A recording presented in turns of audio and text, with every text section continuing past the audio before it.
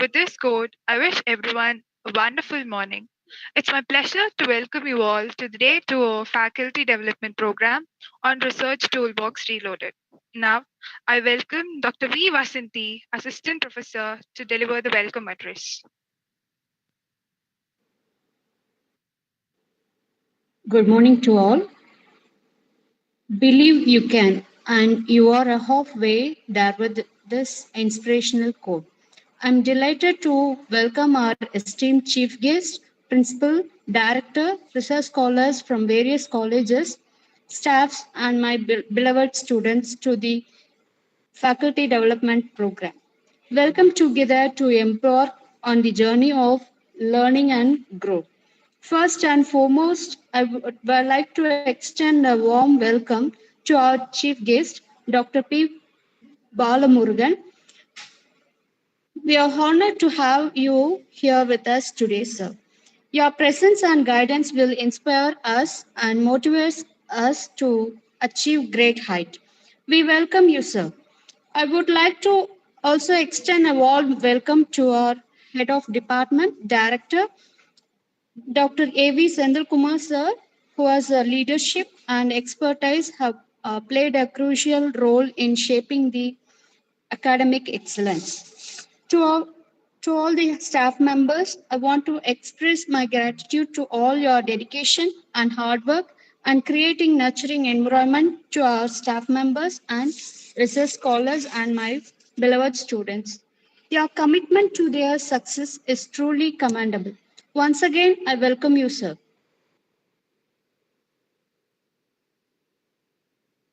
Thank you, ma'am, for the warm words of welcome. Without further ado, I would like to call Dr. A. Prakash, Assistant Professor, to introduce the chief guest. Good morning, one and all person here. Our research person, Dr. P. Balamurugan, Professor in Computer Science, Government Arts College, Coimbatore. He has a teaching and research experience of many years, including PG, UG, and PhD. He is an expert in data mining, computer networks, machine learning, and image processing. He has attended various orientations and has also given speeches in numerous seminars and orientation programs. He is also supervising PhD scholars' achievements. He has given many education guidance speeches and has published papers related to his field of subjects. Welcome you, sir.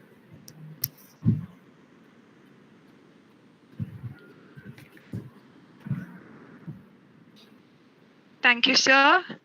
Now, without further ado, I would like to welcome the resource person of the day to take over the session.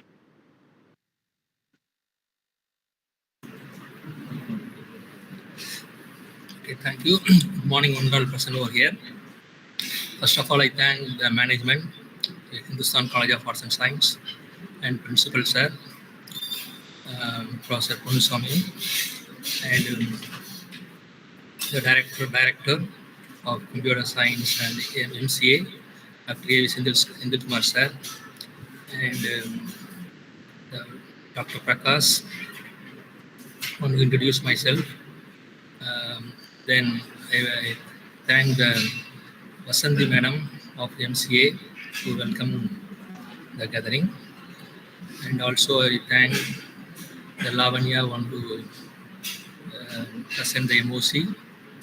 Thank you, one person here. First of all, I take this opportunity, a great opportunity given to me. Actually, today we are going to discuss about the digital image processing research aspects. Okay, then then we are going to discuss some tools also. There are a number of tools available to implement the image processing tasks and the research works. So one of the common tool used for image processing is MATLAB. There are some other tools also available: Python, TensorFlow, Scilab, ImageJ. There are a number of tools are available. Image processing tools are available.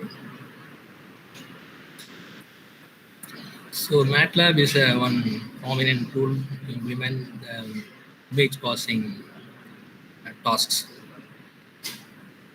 Okay, now I'll share before going to start my session. I will share one form, Google form, to know about the participants. Okay, the participants are the professors, students, and research scholars, buddy researchers. So now I share through the chat Google form. Just first you attend that. There are some basic questions in that. So then after that we'll proceed a session. Okay.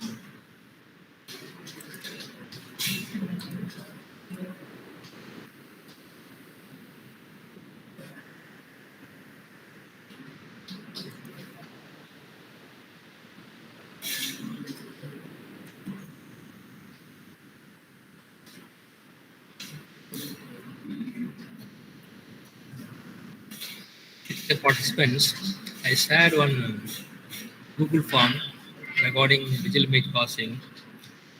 All of you, please open that form and attend some questions asked in that form.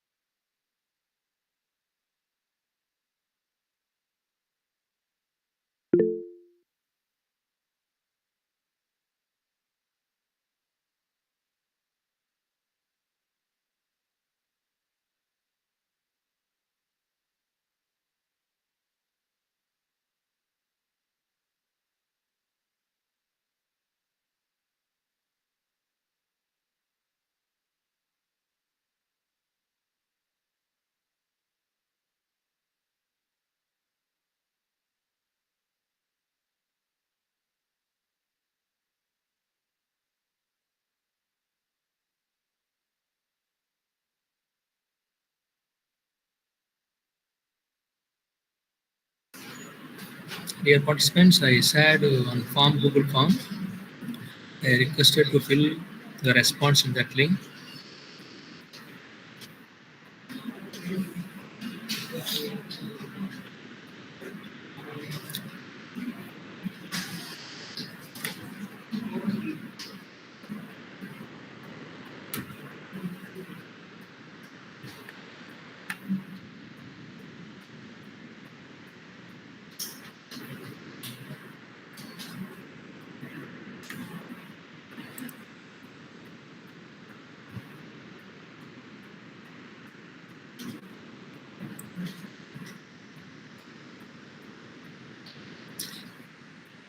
It will take another 5 minutes time.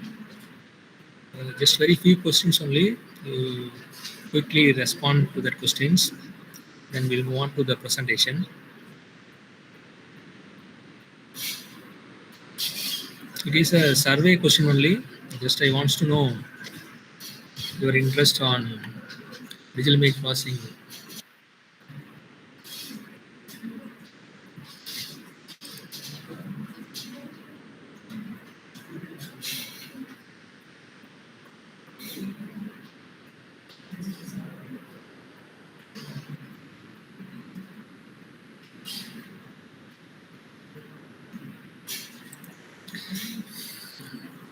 We are not going to disclose this result just for understanding only. You don't need to worry about that score and all. Just I wants to know how much knowledge you have in basics. It is basics only, basic in image processing. The score, after completing submitting your form, your score, but we are not going to show that score or disclose the score. You happily can submit your response.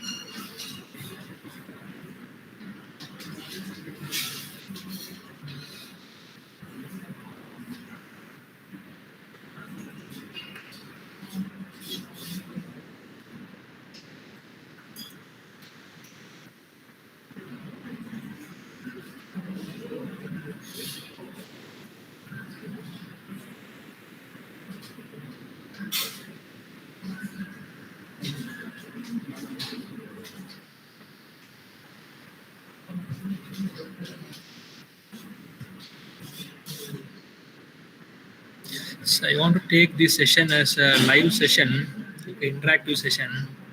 So you may, during my presentation, if you have any doubt, you can ask. You can send your queries through the chat box, chat window. I hope my voice is audible to all the participants. Any issue in my voice, you can raise your hand or you can send message through chat box.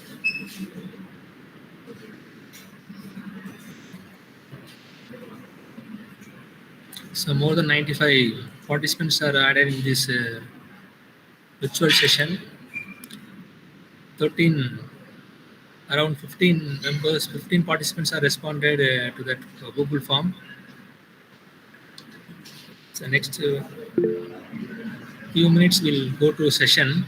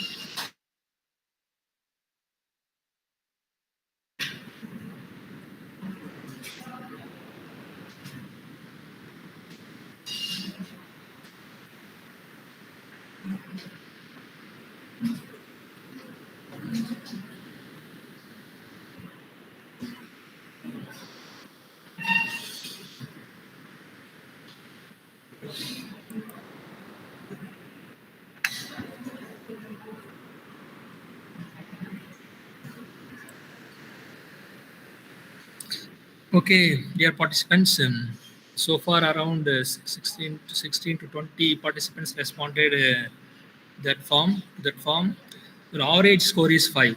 Okay, just for analysis only, I send this form. Okay, the overall the average score obtained is 5. Okay, then so now move on to the presentation.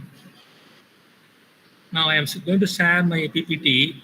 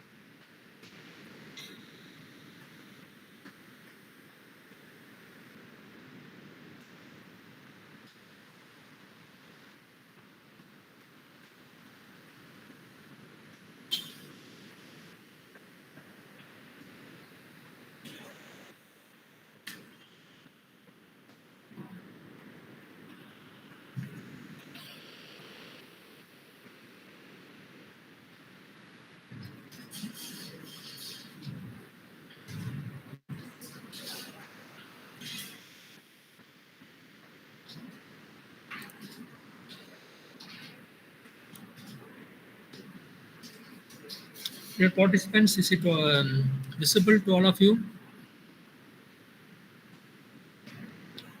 Now I shared my screen. Yes, sir, it's visible. Okay, fine. So today we are going to discuss about digital image processing research tool, particularly MATLAB. Okay.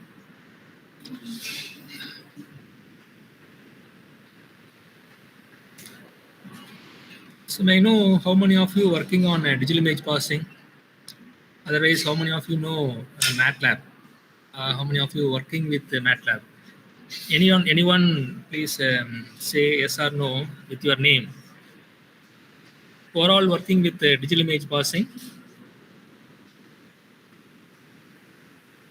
or digital image processing using MATLAB. No one is working on it. Dear participants, who are all working on digital image processing?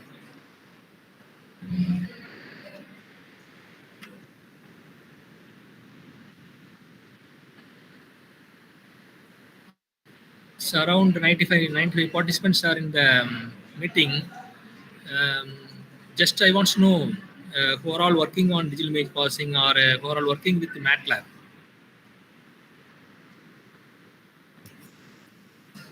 If it is interactive, it is more useful. I hope you may interact with me. If you are in live, you can interact and say yes or no.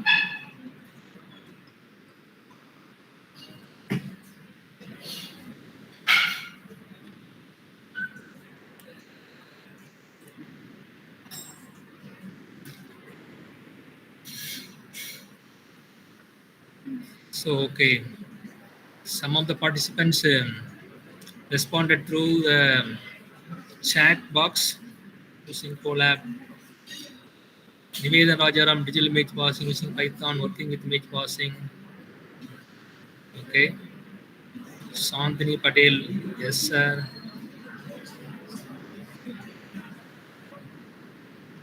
Okay.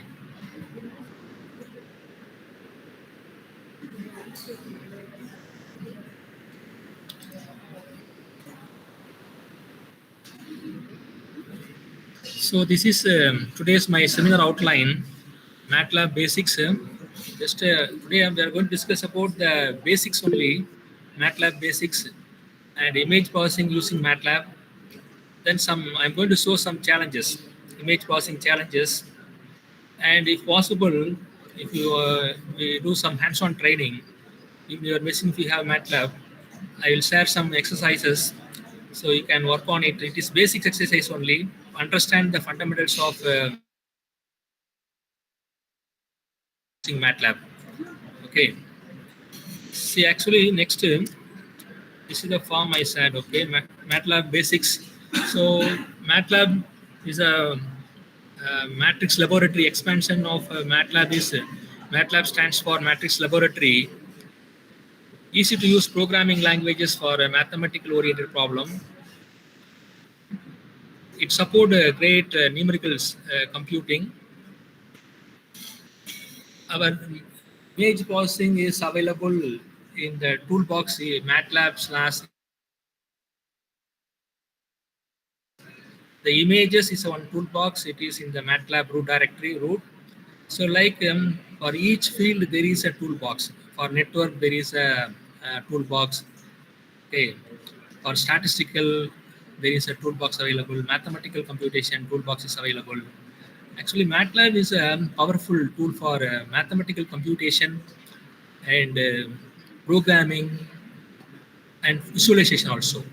It support rich visualization functions. Okay, on any research, visualization is very important. You have to show your data, your results in visual form. It will reach the audience, it will reach the examiners or anybody in effectively. So the interpretation from the visualization is a lot. Okay, instead of showing the results in tabular form, if you display it in a visualization, visual shots, is more effective. It is more understandable. The end users will know a lot of information from that visual shots. Okay, so the visualization options. Okay, then it is mainly used for mathematical computations and lot of programming. Okay, so why we study MATLAB? Because it is more useful for implementing the mathematical computation, statistical and other things. But image processing, a lot of max involved in image processing. Okay, you take any image processing task, there are max computations are there, integration, differentiations, particularly in frequency domain. No, if you go to frequency domain, lot of max involved, derivations involved. So to work out all those equations and all derivations, the MATLAB support a lot. So that MATLAB very much useful for implementing the image processing tasks. Okay. So normally there are helps available in your machine itself, in the GUI itself. In command window, you can get the help for any command. So just help, type the command, shows the pop up the window. There you'll find the syntax, parameters used, purpose of each parameters, everything you can easily understand. Then particularly for Windows, the advanced hyperlinked help system is launched. It is help in and type the command. Okay, it is interactive window-based help. You have to type help in and type the command. The other tools like MATLAB or ImageJ, Scilab, Python, OpenCV, TensorFlow, etc. There are numerous, more than 15 tools are available. If you go to the internet, you can find what are all the tools available. Say more than 15 tools are available to work on the image processing tasks. Okay, but particularly some are very famous: Scilab, Python, TensorFlow, OpenCV, MATLAB. Okay, so actually MATLAB was started in the year 1984. The first version of MATLAB is introduced in the year 1984. It is called MATLAB 1.0 something. In MATLAB, there are more than 50 versions are released. Okay, more than 50 versions released. What is the latest version of MATLAB? Latest version of MATLAB. What is the name of latest MATLAB version? If you search in the internet, you can find. No need to go and search. You can later on you can search. If you know anybody knows, you can spontaneously you can respond. Any one of you, what is the latest recent version released by in MATLAB? It is offered by MathWorks company. Okay, MathWorks is a one company, the software company which released managing the MATLAB. It is not open source, but Python and the other OpenCV and all open source softwares. But the MATLAB is a licensed one. We can use. You can get the all packages, all toolboxes you can able to use. What is the latest recent version introduced, released in MathWorks? Any one of you, anybody responded through chat box?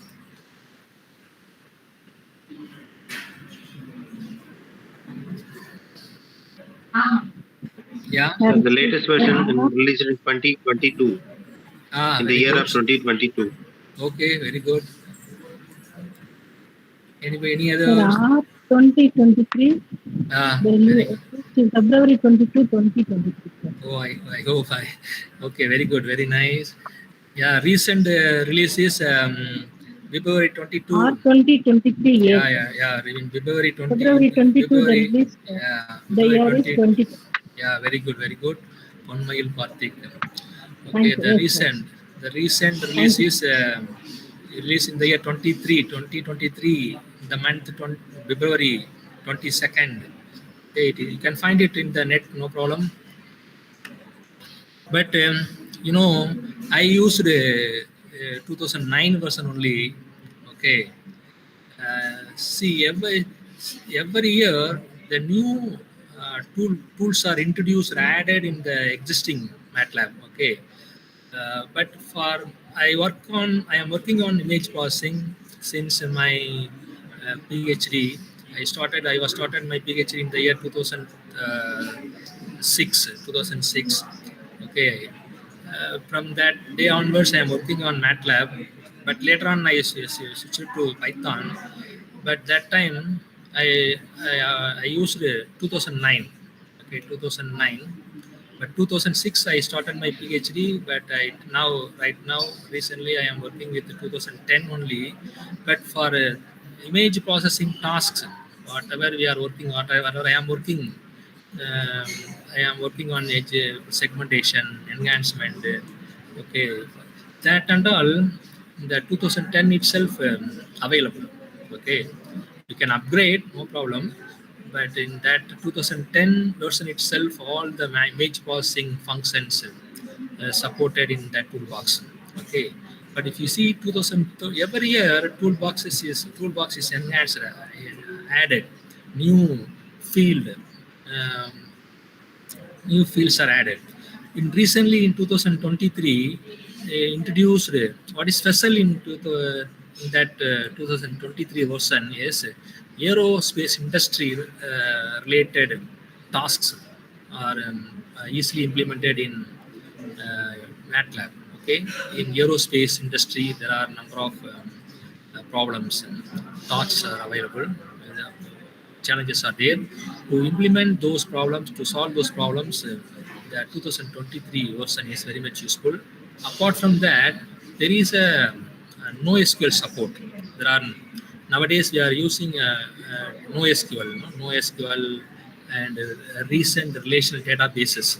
Okay, so recent relational databases and NoSQL support is available in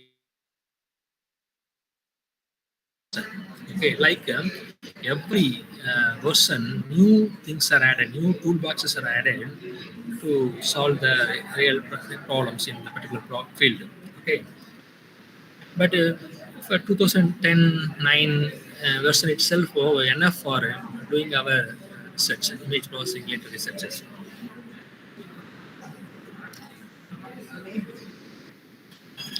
Okay, so this is the environment, MATLAB working environment. Dear participants, is it useful to you? The buddy researchers, those who are working and not aware of MATLAB, I hope it is useful. So I hope this presentation is useful to you. This is the MATLAB working environment. So in working environment, this IDE, Integrated Development Environment, there are different parts in MATLAB window. First one is a workspace. First one is called workspace. So display all the defined variables in that workspace. Okay, actually this is the workspace. I pointed my cursor, mouse pointer in particular one area in the window in my screen. That is workspace area where all the variables, structures used in your programs are available in this workspace window. Even if you create one variable, that variable name, type of the variable,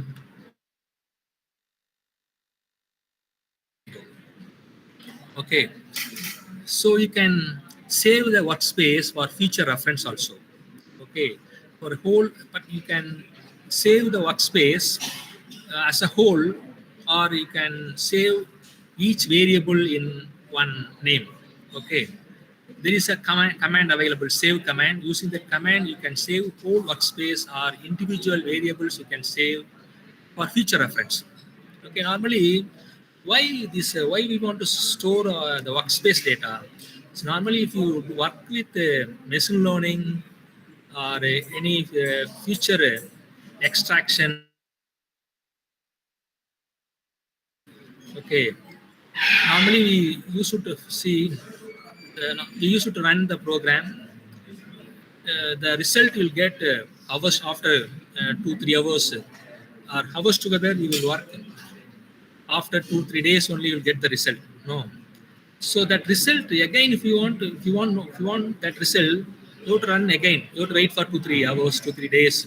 Okay, particularly in deep learning and machine learning and all, you will face such things. So I worked adaptive fuzzy neurofuzzy inference system. So in that, for classification and all, it takes time. Okay, continuously 24 hours or more than 24 hours the programs are running. After that only you get the result. Okay, so that result you have to store it in a matrix form. Again no need to run. So if you same program, if you run again and again, it is waste of time. Okay, first you try algorithm, machine learning algorithm with some data set, some parameters, some specifications. You'll get one result. Okay, you know that input parameters and save the result in matrix form. Okay, I try with some other parameters, some other after tuning my algorithm. Again, I run the same data set with the same data set. Okay, it takes another 24 hours or one day, more than one day. So that you can use the second run also you can save it in a matrix form. For future you compare the results. Okay, so for that purpose the workspace data are stored in matrix form. Okay, in MATLAB everything is available in the form of matrix only. So MATLAB means matrix laboratory, manipulating the matrix only, matrix. All the data are available in the form of matrix. Even once elementary data, it is in the form of matrix, one by one matrix. Okay, one by one. Okay, so if you store workspace data, it is in the form of matrix. Okay, later you can load the matrix stored one for future reference. Okay, so here the workspace play an important role. You have to handle the workspace effectively. Okay, and also you have to be very careful in using the variable names because the workspace contain all the variables you may use. But today you run more than one program. All the programs, variables, data are available in the workspace. Okay, you have to maintain the uniqueness in the variable. Suppose there is no uniqueness in the variable, the existing variables are used by forthcoming programs. So it will give the wrong output. Okay, so you have to maintain the uniqueness in the variable. Okay, each program uses its own variables. So otherwise, it will find, it will check the variable, says it take that value. but it is not our data. Okay, it is that variable is belongs to some other program or previous program. The previous program after execution assign some value to the variable. Okay, if you use that variable, the new program it gives the wrong output. Okay, you have to be very careful in variable. Okay, then command window, the command window where you can, it is console, it's like a console. Okay, where you can run the commands individually. Okay, if you want to test some command, you can type the command, give the input to that command, you'll find the result immediately below that command in command window. Okay, to execute commands and expressions, the command window is used. Okay, but set of commands, if you want to run set of commands, you have to go to m file, .m file. You have to store the commands in .m file, then you run the program. Okay, that is separate for more than one command, set of commands. Okay, then command history display the record of the command used. So far from the starting of the MATLAB, what are all the commands? What are all the commands you called? All the commands are available in the command history. Then current directory is like a current working directory. Normally, the program, if you run the program, it will search the current working directory. If it is found in that directory, it will run. Otherwise, it shows the program not found, or your image file not found, or your data not found. See, normally the programs and our inputs should be available in the current directory. First, it will search in the current directory. If it is not found, it will seek any paths available. Already is there any path created? Then it will go to that path one by one. So nowhere the data is found, program is found, it shows error. Okay. So the current directory, better you keep all your inputs, input images, data sets, and programs in current working directory. Otherwise, you can keep anywhere, but you have to set the path. You have to set the path to that place, to the directory, and you have to say that path in your program. So according to the path, it will go and search the data set and images and get it and run the program.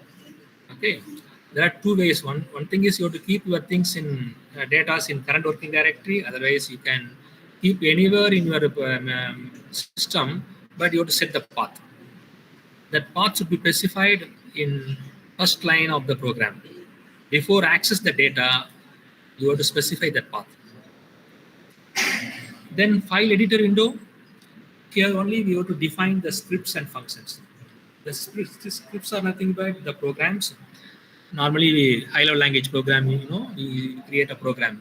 The programs are called here scripts. The scripts are stored in the extension .m. Then functions. You can create functions also. Any repeated task you want to perform, you can save it in a function. Okay, the functions are called wherever you want in your script. You can call the function. It is like other languages, C, C++, Java. You may use scripts and functions. So this is about MATLAB working environment. I think many of you use MATLAB. Those who are working with MATLAB, all these things you may know. See, if you have any doubts in this, you can ask.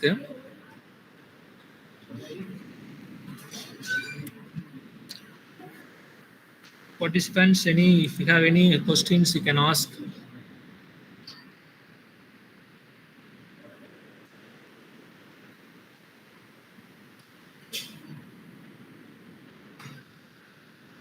If you have any doubts, you can type your questions, queries in chat box.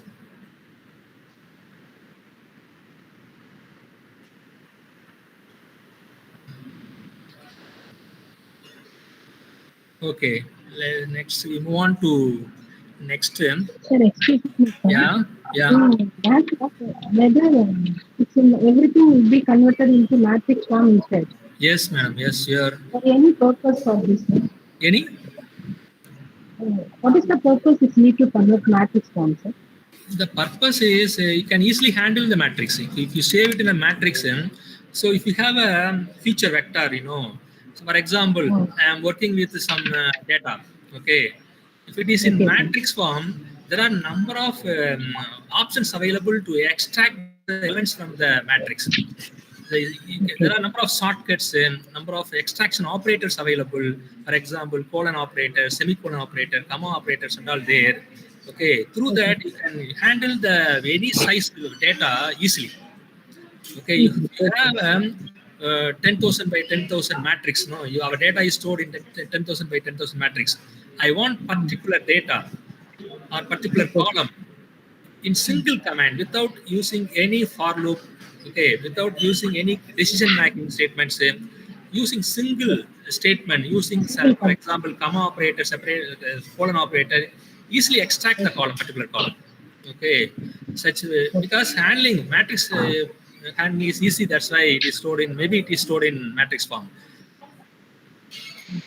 Thank you, sir.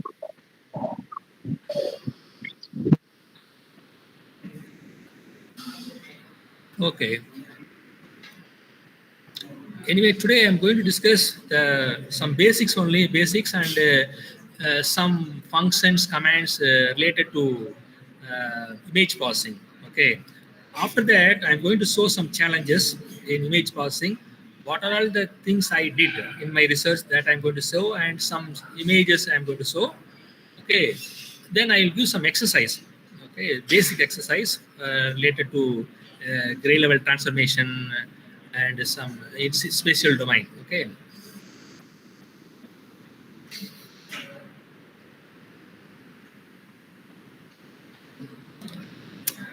so, okay, next, these are some basic MATLAB commands used frequently. Okay, CLC means a clear command window, then clear variables. Normally in any program, the existing workspace variables are used in current program. So normally my practice is I use it to start with clear. Clear command. Clear means all the workspace variables are they are removed. Okay, then my program, the current program variables and data are stored in the workspace. Okay, CLC is clear the command window for display our result, current result. Only display, if you want display now, you just put the CLC as a first command. Is clear window, clear workspace. The edit is it is this command is used for edit, open the editor, then close all. Normally, if you in visualization, if you open any image or any figure, okay, it is one by one opened. Okay, it won't close automatically. For example, if you put figure, one figure is open. Again, if you type figure, figure is type figure, one figure will open. In that figure, you can show charts, images, or any data in that figure. Again, if you type figure, another figure is opened. Okay, separate figures, separate charts are opened one by one. So if you want to close one by one, just to close by name, you can close. Otherwise, close all. All the figures opened are closed. Okay. Next is save. As I told you, the save is used to save workspace data in matrix form. Save variables or workspace. Then after saving, I want to use that variables data in my future program or future reference. Use load command. Load is used to load the existing saved data. Okay, load matrix. Then exit or quit is exit from the MATLAB environment. I said no path. Next one is path. You can set the path. Set the path to access the data, to access the program. Okay, use set path command. Add path is there. Add path, add directory to search path. Okay, normally first it will search in the current directory. There is no data found, or our data is not found in the current directory. It will, according to the have more than one path also. You can add more than one path. First, in order, we'll go one by one. Then what is on command? Display MATLAB files directory. Okay, so what are all the MATLAB files in current directory is displayed by what command? Who or whose means it is not a network command. It will display the list workspace. List out the workspace data, who or whose. So these are the some basic commands, MATLAB commands. Next one is P code. P code is nothing but pre-parsed pseudocode file. So it is a compiled one. So normally .m is a program, script program, MATLAB script program. You can compile and convert into executable form. For that, P code is used. So P code file name. So it is pre-parsed pseudocode file. So next time, it won't take any compilation time. You can directly use in other programs. It is like header files, no, in C, C++, C++, and all we use header files, So likewise, it is used P code. So already the compiled program or executed in future. Then beep command gives some beep sound. Tick toke. Tick is an open timer, toke is a closed timer. So normally if you develop new algorithm, okay, for that algorithm, how much time, what is an execution time, I want to know. So before start that algorithm, open tick, and the end of the algorithm, type toke. So at the end of the program, compilation execution, it shows the time, how much time it took that algorithm. So how much time it took to complete the task. Easily can tabular it. Okay, for different input data, you can find the time, the execution time of our algorithm. For time complexity, you can find it using these TikTok commands. Now, date and all, the current date and time is accessed. Um, pause. Pause is wait in seconds. Suppose you want to pause your program for some time. Okay, you can type pause command. So till press some key in the keyboard, it will wait. Okay, it is pause command. It is common only. These are the some commands, basic commands used in MATLAB. Then data types. Normally, any programming languages, data type is a very important one. Okay, what are the different data types supported in MATLAB? Double is one data type, logical data type, cell, structure, single, unsigned integer 8, unsigned integer 16, unsigned integer 32, unsigned integer 64, then integer 8, integer 16, integer 34, integer 64. These are all signed integers. Any U in prefix indicate the unsigned integer. These are the some common data types used in MATLAB. The data types are very important here because there is a conflict in data types. You cannot, sometimes there is a mixed mode expression, mixed mode data. You must use conversions. Okay. So this is the IO function used in MATLAB. The first one is input function is there. Just input, a prompt for user input. Okay, it will ask input, wait for the input from the keyboard. Similarly, keyboard also there, keyboard. Or in your M file, in your script, there is a keyboard command. Okay, it will the control transfer to the keyboard and wait for the input from the keyboard. For example, R equal to input of what is your name, comma, within double quotes, yes. Okay, here yes indicate the, it is a string data. Here R is the variable where the input is stored. Okay. Then keyboard, control goes to the keyboard to receive data. Suppose wherever the keyboard command is found in the script or program, the control itself transfer to the keyboard, and receive the data. Then there are two commands available to display the data: disp and display. Disp and display is both are used to display the values passed to this function. For example, a equal to 1, 2, 3, 4. This is a list. Okay, disp of a or display of a. These values are displayed below this command. So these are all the unformatted IO functions. There is an formatted functions available. Sprintf. So write formatted data to the string. Sprintf function is there. For example, sprintf of %d. Like it looks like an C program. Sprintf of %d, comma round of pi. Actually, the pi value is 3.14. For this command, display 3 only, because it is a round function is used, truncated the fraction, only display d. And also the format also plus d. D means the control string indicate the control character, indicate the integer data to print.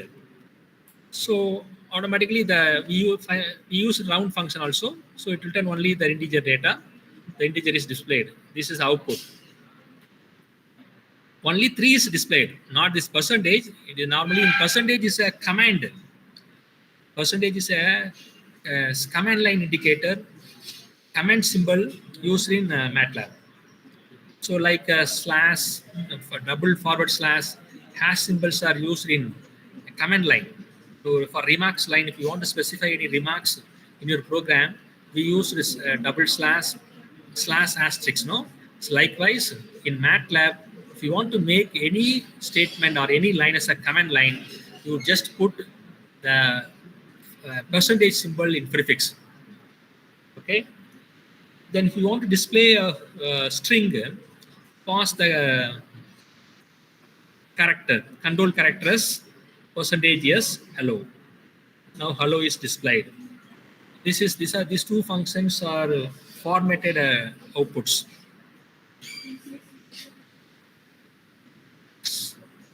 Next, the matrices in MATLAB. See here, as I told you, the comma operator, semicolon operator, colon operator play a major role in manipulation of the matrix. For quick manipulation, easy access, these operators are used. These operators are called extraction operators. Okay, there are some special matrices are supported in MATLAB. For example, zeros of n comma m. Just zero matrix is created. Just generate the zero matrix. Suppose n is 5, m is 5. Zeros of 5 comma 5 means 5 by 5 matrix is created with 0 elements. The elements are only 0.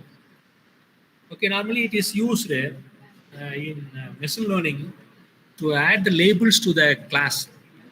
I want to keep first class label as 0, second class label as 1. So no need to spend time to create zero matrix. Suppose in my classification, I want to do 2 class classification, class 1, class 2. In class 1, there are some samples. In training, normally you group into training and test. Okay, I have 2 classes, normal class, abnormal class. Normal class contains some 50 samples, abnormal class contains 50 samples. From these 50, I'm going to use 50% for training.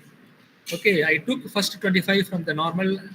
Similarly, in the abnormal, I took 50%, 25 from the abnormal class.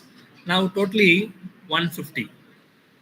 Totally 50. Totally 50 classes, 50 samples in training data, training set.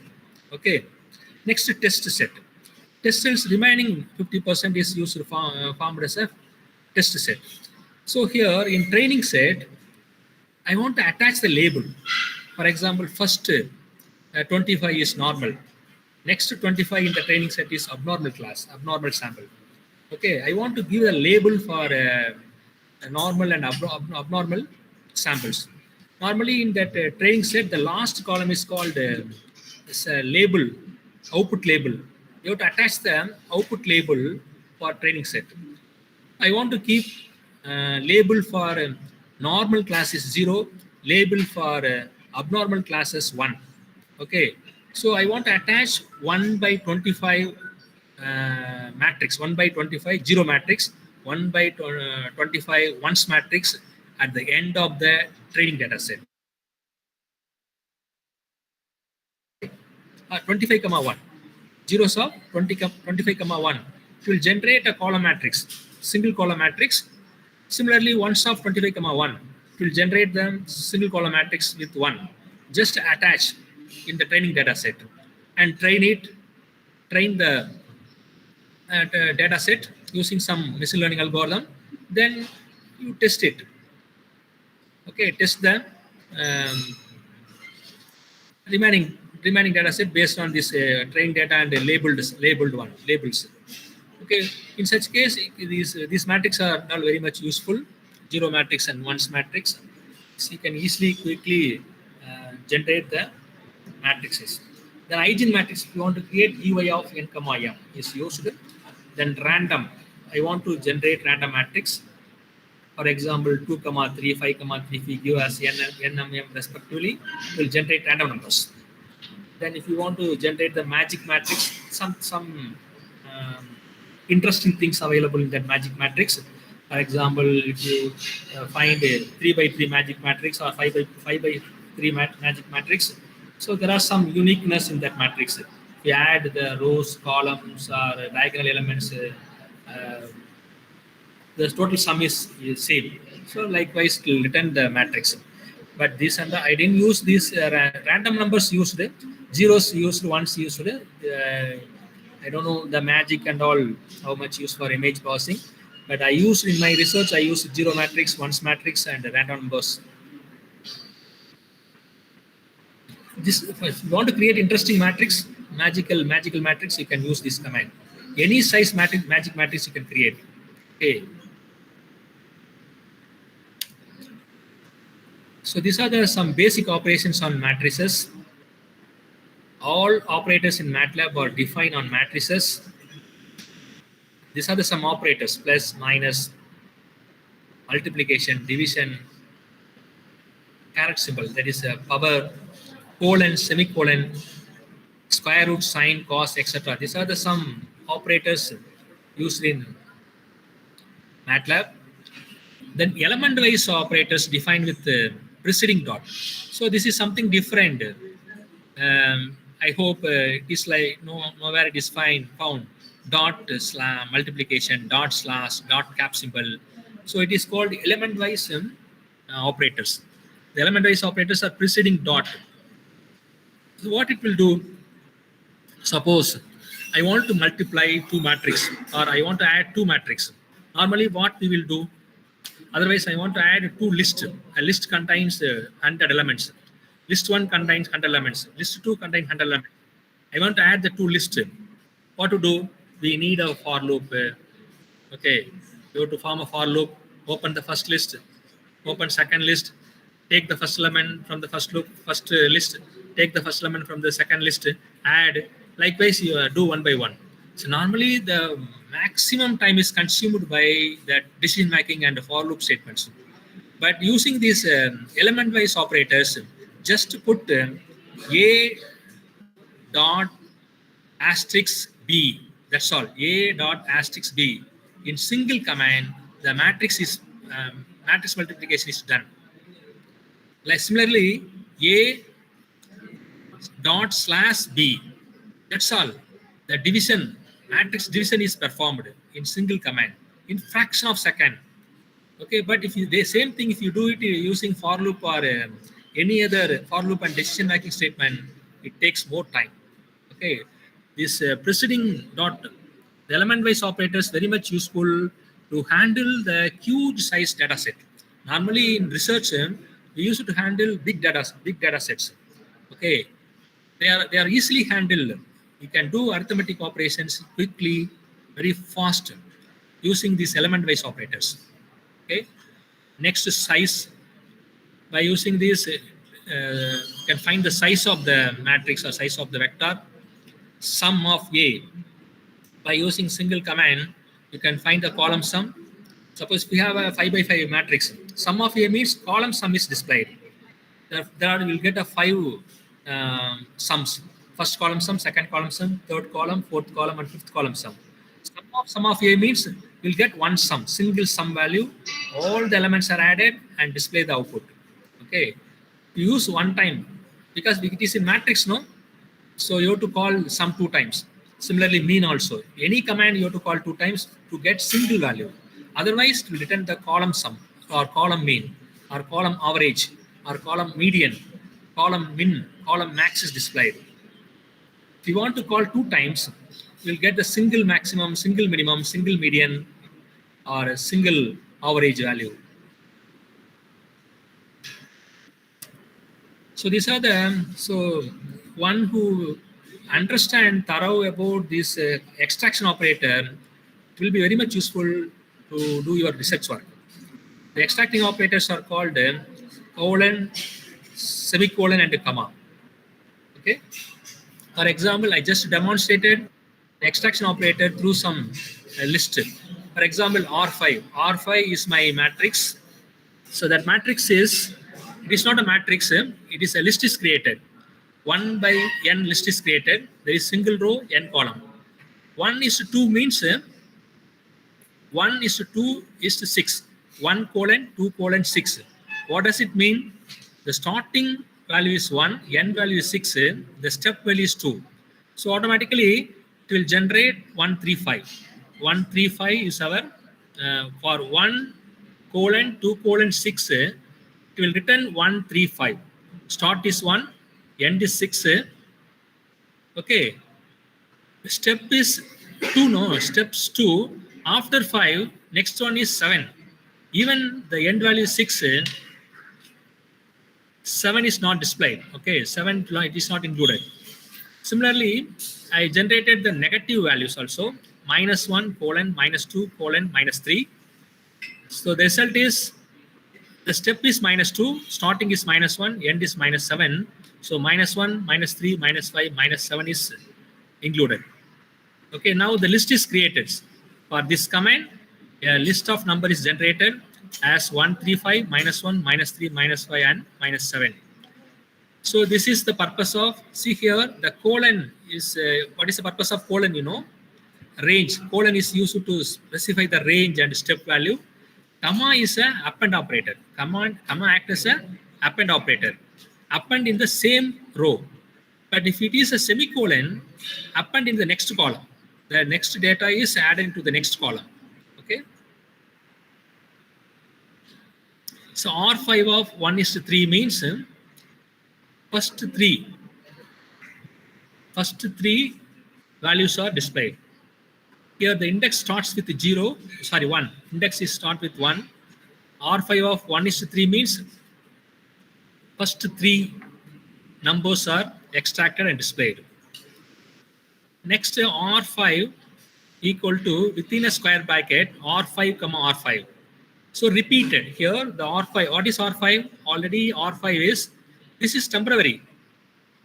See here, R5 is not updated. Here in second command, R5 of 1:3, here just extract some elements from the R5 and it is stored in default variable answer. That does not update the R5. The R5 is 135 -1 -3 -5 -7 only. Okay. Here the R5 is repeated. R5 equal to R5, R5 means the R5 is repeated again, 2 times present. Next, comma means in the same row append. Add the same in the same row. Here R5 equal to R5 semicolon R5. So repeated. Here R5 is repeated. Here we updated R5. Now R5 consists 12 elements. 12. How many elements in R5? 1, 2, 3, 4, 5, 6, 7. 14 elements are there. Then for this statement, R5 equal to R5 semicolon R5. Here the R5 is repeated in next row. Next row. Now here we extracted part of the matrix. R5 of 1:2, 1:3. So what is 1:3? 1:2. 1:2 means 1, 2, 3. 1:3. 1 is first one indicate row. 1:2 means first 2 rows is 2. 1:3 second part indicate the column. So 3 columns are extracted. First 2 row and 3 columns are extracted. The result is 135 135. Okay. Next one R5 of 1 comma square bracket 1 comma 2 comma 3 close square bracket parenthesis means first row take first 3 columns. First column, second column, 3 column. First 3 columns are extracted in the first row. So 135 is extracted. So this is suppose we work on the image processing, you will understand how much very useful these extraction operators. See, for example, I directly tell you, you have a face, no, or one face image is there. So in that face, normally the images are stored in matrix form. When you read a matrix, when you read an image, it is in matrix form. Assume my face is represented in 50 by 50 matrix, 50 by 50 matrix, grayscale matrix. Okay, I want to extract the eyes only or nose only. Okay, you just identify the locations, coordinate positions. You just pass on the coordinate positions, range of coordinate positions to through using colon semicolon operators. You can easily extract the nose, eyes, foreheads, mouth, lip, and all. You can easily extract directly. Okay, I'm telling directly, but through machine learning process, you can extract the parts of the face. Okay, different things you can extract from the face.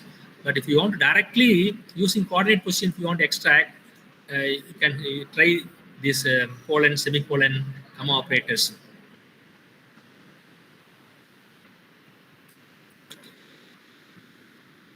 Next is some logical operators used in MATLAB. Equal, less than, greater than, not equal. This and all common is used in other languages also. But there is one function, find function is there. Find of condition. Return the indexes of A's element that satisfy the conditions. For example, see this value of this function and all we are not able to realize for simple set of data. For example, A is 735 semicolon 621. Okay, it is a very simple matrix, 2 by 3 matrix. So in this matrix, I want to find the indexes of elements those are less than 4. And the A matrix, in that matrix, what are all the elements less than 4? For that, just type this command, idx equal to find of A less than 4. A is a matrix, the condition is less than 4. So it will search in the matrix, what are all the elements less than 4? Those elements indexes are displayed. So what are the indexes are 3, 4, 6. 3, 4, 6.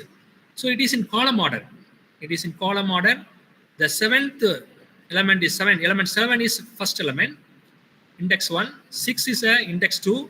3 is index 3. Index 4. So 1, 2, 3, 4, 5, 6. 0, 1. So little A less than 4 means what are all the elements are less than 4? Less than 4 is 3 is less than 4, 2 is less than 4, 1 is less than 4. Okay, so correct. 7 at index 1. Is it less than 4? No. Second position is 6. 6 is less than 4? No. 3. Next index, third index is 3. Index is 3, value also, element also 3. Is it 3 less than 4? Yes. So the third index is displayed. Next, fourth index. In fourth index, the value is 4. Is it less than 4? Yes, it is less than 4. So fourth index is displayed. 4. 4 is the index number of that element. Next, 5. Here the fifth index data is 5, index also 5. Is it less than 4? No, it is not less than 4, so it is not displayed. That index is not displayed. Next is sixth index. Sixth index data is 1. Is it less than 4? Yes, it is less than 4, so that index is displayed. See, these are the index values less than 4. By using single command, you can find. You can easily find. Suppose if it is this, this function return the value result very quickly, very fraction of time. Similarly, the same function, find function, if you apply on very big matrix, suppose my matrix is 10,000 by 10,000. So in that matrix, I want to find the gray levels. So I assume I have one big picture. That picture size is 10,000 by 10,000. In that picture, normally the picture is made up of pixels. The pixels values are in the range 0 to 255. I want to find the indexes of particular grayscale, gray value. For example, 128 is a gray level. I want to find the indexes of gray level 128 in 10,000 by 10,000 matrix. So just use the same command.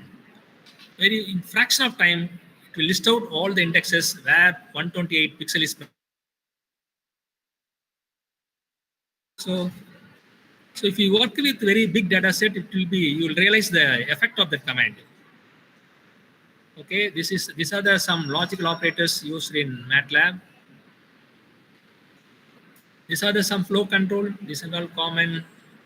So like other languages, if statement, switch statement, for loop, while loop, break statement is used. So this is the general syntax of if statement. If expression, else if, else, here use else if also there. Then each expression end with end. Each expression end with the keyword end. Okay, if end is mandatory. If end is missing, it shows error. For example, n dims of a greater than 2. Dimension cannot exceed 2. And see, one more thing, the MATLAB is a case sensitive one. So I used some capital letters, but it is very case sensitive. There is a difference between small case letter and uppercase letter. So all the keywords are in small case only. Okay, but in my slide, I used uppercase, but it is not allowed. If is a small only, end is a small case, all letters, all characters are small. So this is the switch case statement for multiple decisions are tested, multiple conditions are tested using switch case.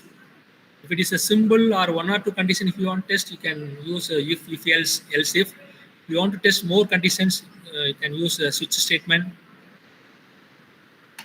This is for loop statement. For index equal to start colon increment colon end. So that is initialization, change, increment, and end. For example, for k equal to 0 colon 0.1 colon 1. So the increment is 0.1 here. This is the general syntax of for loop statement. Each statement ends with semicolon. So here any command you must specify end. Otherwise, there is no you have to type the semicolon. There is no semicolon. It is not error. There is no error. But normally in C, C++, there is semicolon is missing. It shows error, syntax error. But here there is no error. What happened? No. If it is not there, semicolon is not there, the value of that statement, the result of the statement is printed. So it takes time. So printing, it takes time. In the command window, show the result. Okay. So this count value is displayed if there is no semicolon. If semicolon is present, the values, the iterative values are not displayed. Okay. Otherwise, for each iterative value, count this. For each count value is displayed in the command window one by one till end of the loop, but that takes time. Better use the semicolon at the end of each statement. Wherever you want to display the value, if you want to see the value, there you just don't type the semicolon. Okay. Temporary, suppose I use temporary data, temporary values, temporary arrays, temporary matrix. For that and all, just put semicolon. Otherwise, that all the values are displayed in window, in the command window. So it takes time. So this is while loop statement. Then scripts and functions. There are two kinds of M files, scripts and functions. The scripts are nothing. The M files are called script. Okay, which do not accept input arguments or return output arguments. They operate on data in the workspace. Here, the scripts are not accept the input arguments and output. They do not return any output. It will work on the workspace data only. It is stored in .m file. It is like a program. But functions accept input argument and return values to other program or other function.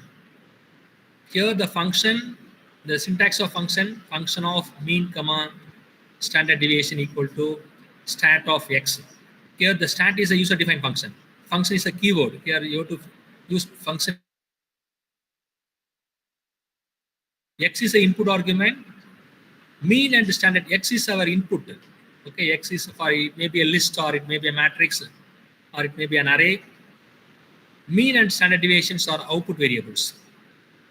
Okay, you have to define mean and std standard deviation in your function body. The function body length equal n equal to of x, mean equal to avg of x comma n.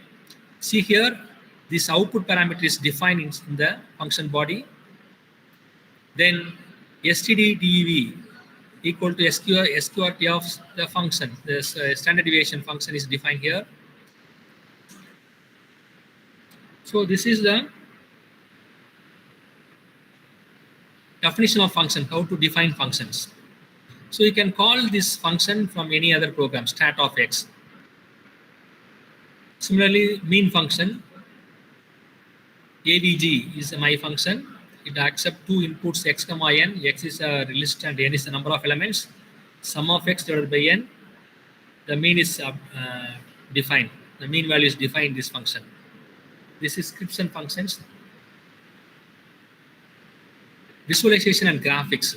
So it is very important. One important topic in MATLAB, visualization. The very very important aspect of MATLAB is visualization. Okay, visualize the data in terms of plots and other graphs.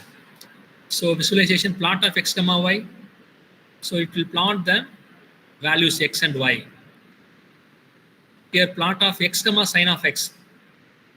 X versus sine of x value is plotted. Then figure, open new figure. By default, if you call plot, by default it will open a figure and show the plot in that figure. Otherwise, you can call figure function, then plot. So in the last figure open, our plot is displayed. Then figure of k, you can give the handle or ID for a figure. Here k is the ID. So you can assign one ID to the figure. Then hold on, hold off.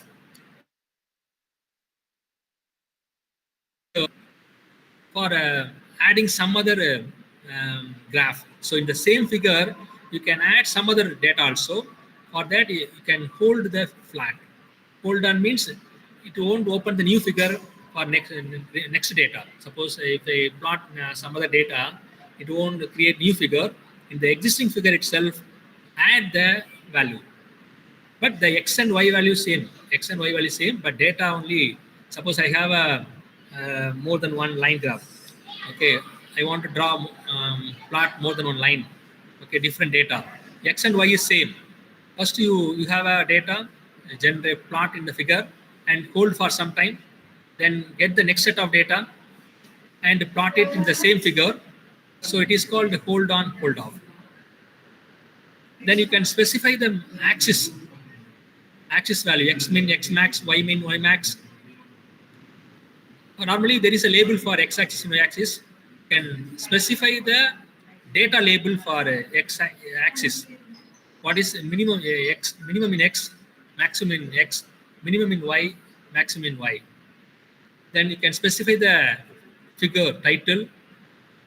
Suppose we want to plot the wireframe surface, use mesh command, like a plot mesh function is there. It view the wireframe surface. It is a three-dimensional plot. Then subplot also there. Subplot, it is very much useful for researchers. In the same figure, you can plot more than one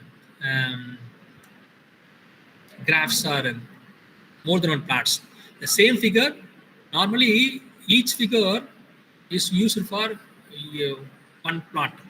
So for if you plot one line graph, the line graph is plotted in one graph, one figure. Okay. Divided into number of subplots. Okay. You can have more than one plot in same figure. That is the purpose of subplot. For example, so I have one image. I done enhancement process in that image using different algorithms. So the first original image, then first algorithm output, second algorithm output, third algorithm output, fourth algorithm, fifth algorithm output in single figure. So it is possible using subplot. You can divide the figure into number of partitions. Here, 3, comma 1 means 3 rows, 1 column. 3 rows, 1 column, that is the meaning. 3, comma 1 means the first element, first number indicate the row, second number indicate the column. Now the figure is divided into 3 rows. You can have 3 plots in the graph. 3 plots in the graph. The third one is no, third one indicate the partition number. See, the figure is divided into 3 by 1.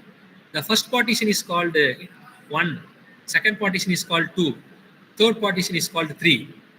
So this indicate the second partition, the current plot is loaded. That is the meaning. So the total partition is 3. In the second partition, our plot is displayed. That is the meaning of this subplot. Suppose if it is 1 means in the first partition, our plot is displayed. Okay, you can use all the 3 partitions by specifying this number here. So this is visualization and graphics. That's all about the basics of image processing. Sorry, basics of MATLAB. Next, image processing using MATLAB. If you have any doubt, ask me now. Till now, we discussed about the MATLAB basics. So this is enough. Whatever we discussed, this is enough for doing basic research in MATLAB. Sorry, basic research using image processing.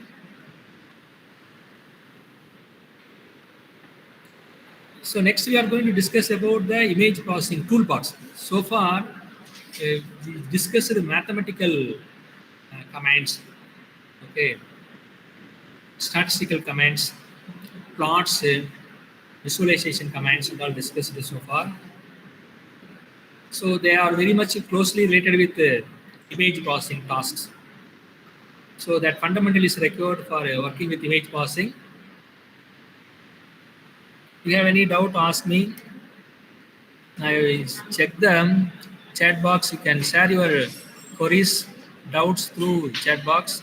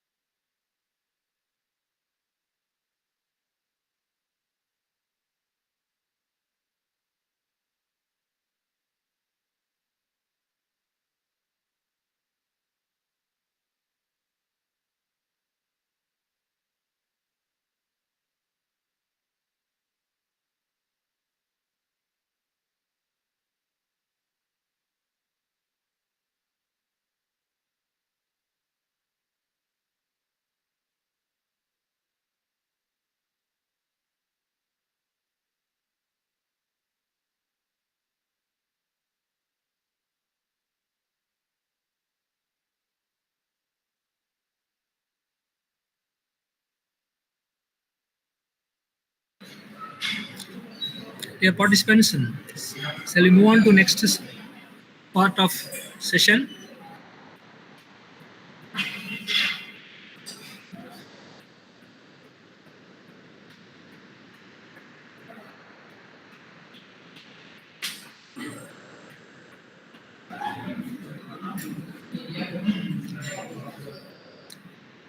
So I have number of slides with respect to image processing tools, basic functions. So I try to complete as maximum as possible before 12 o'clock because the session will over by 12 o'clock. Okay.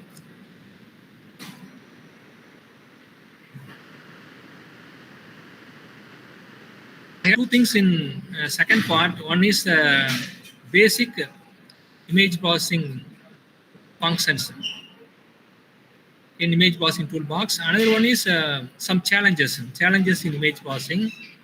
So which one we see now? We straight away go to image processing challenges. It is just I show some images. So how to work on that images, that is one part. Another one is so working with image processing toolbox. Okay, how to do some basic functions, enhancement functions, then edge reductions, such functions I have slide. Which one you want? Basics or image processing challenges?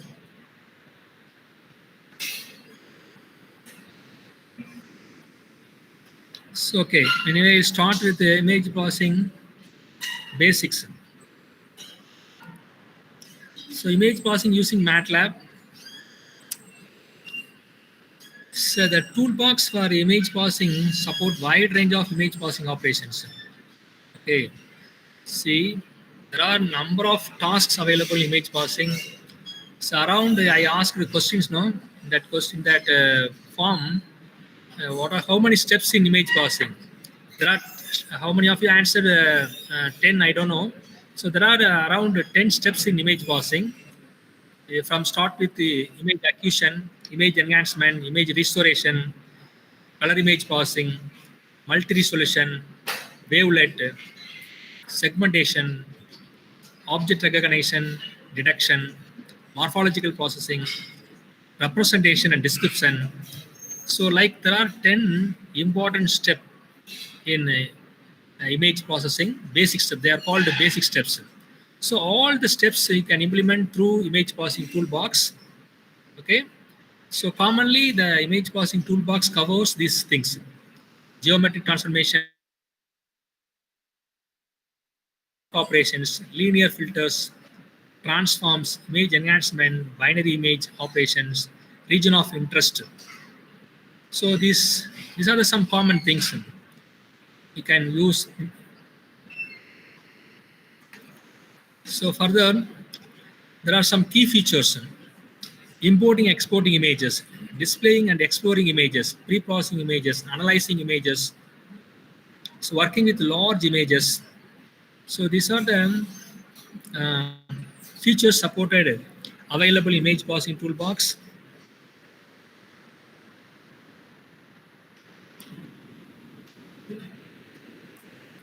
So this is the one common saying. Why? See, the image processing started in the year in the 80s. In 1863, I hope, 1863, the image processing was started. So till now, the image processing is evergreen subject.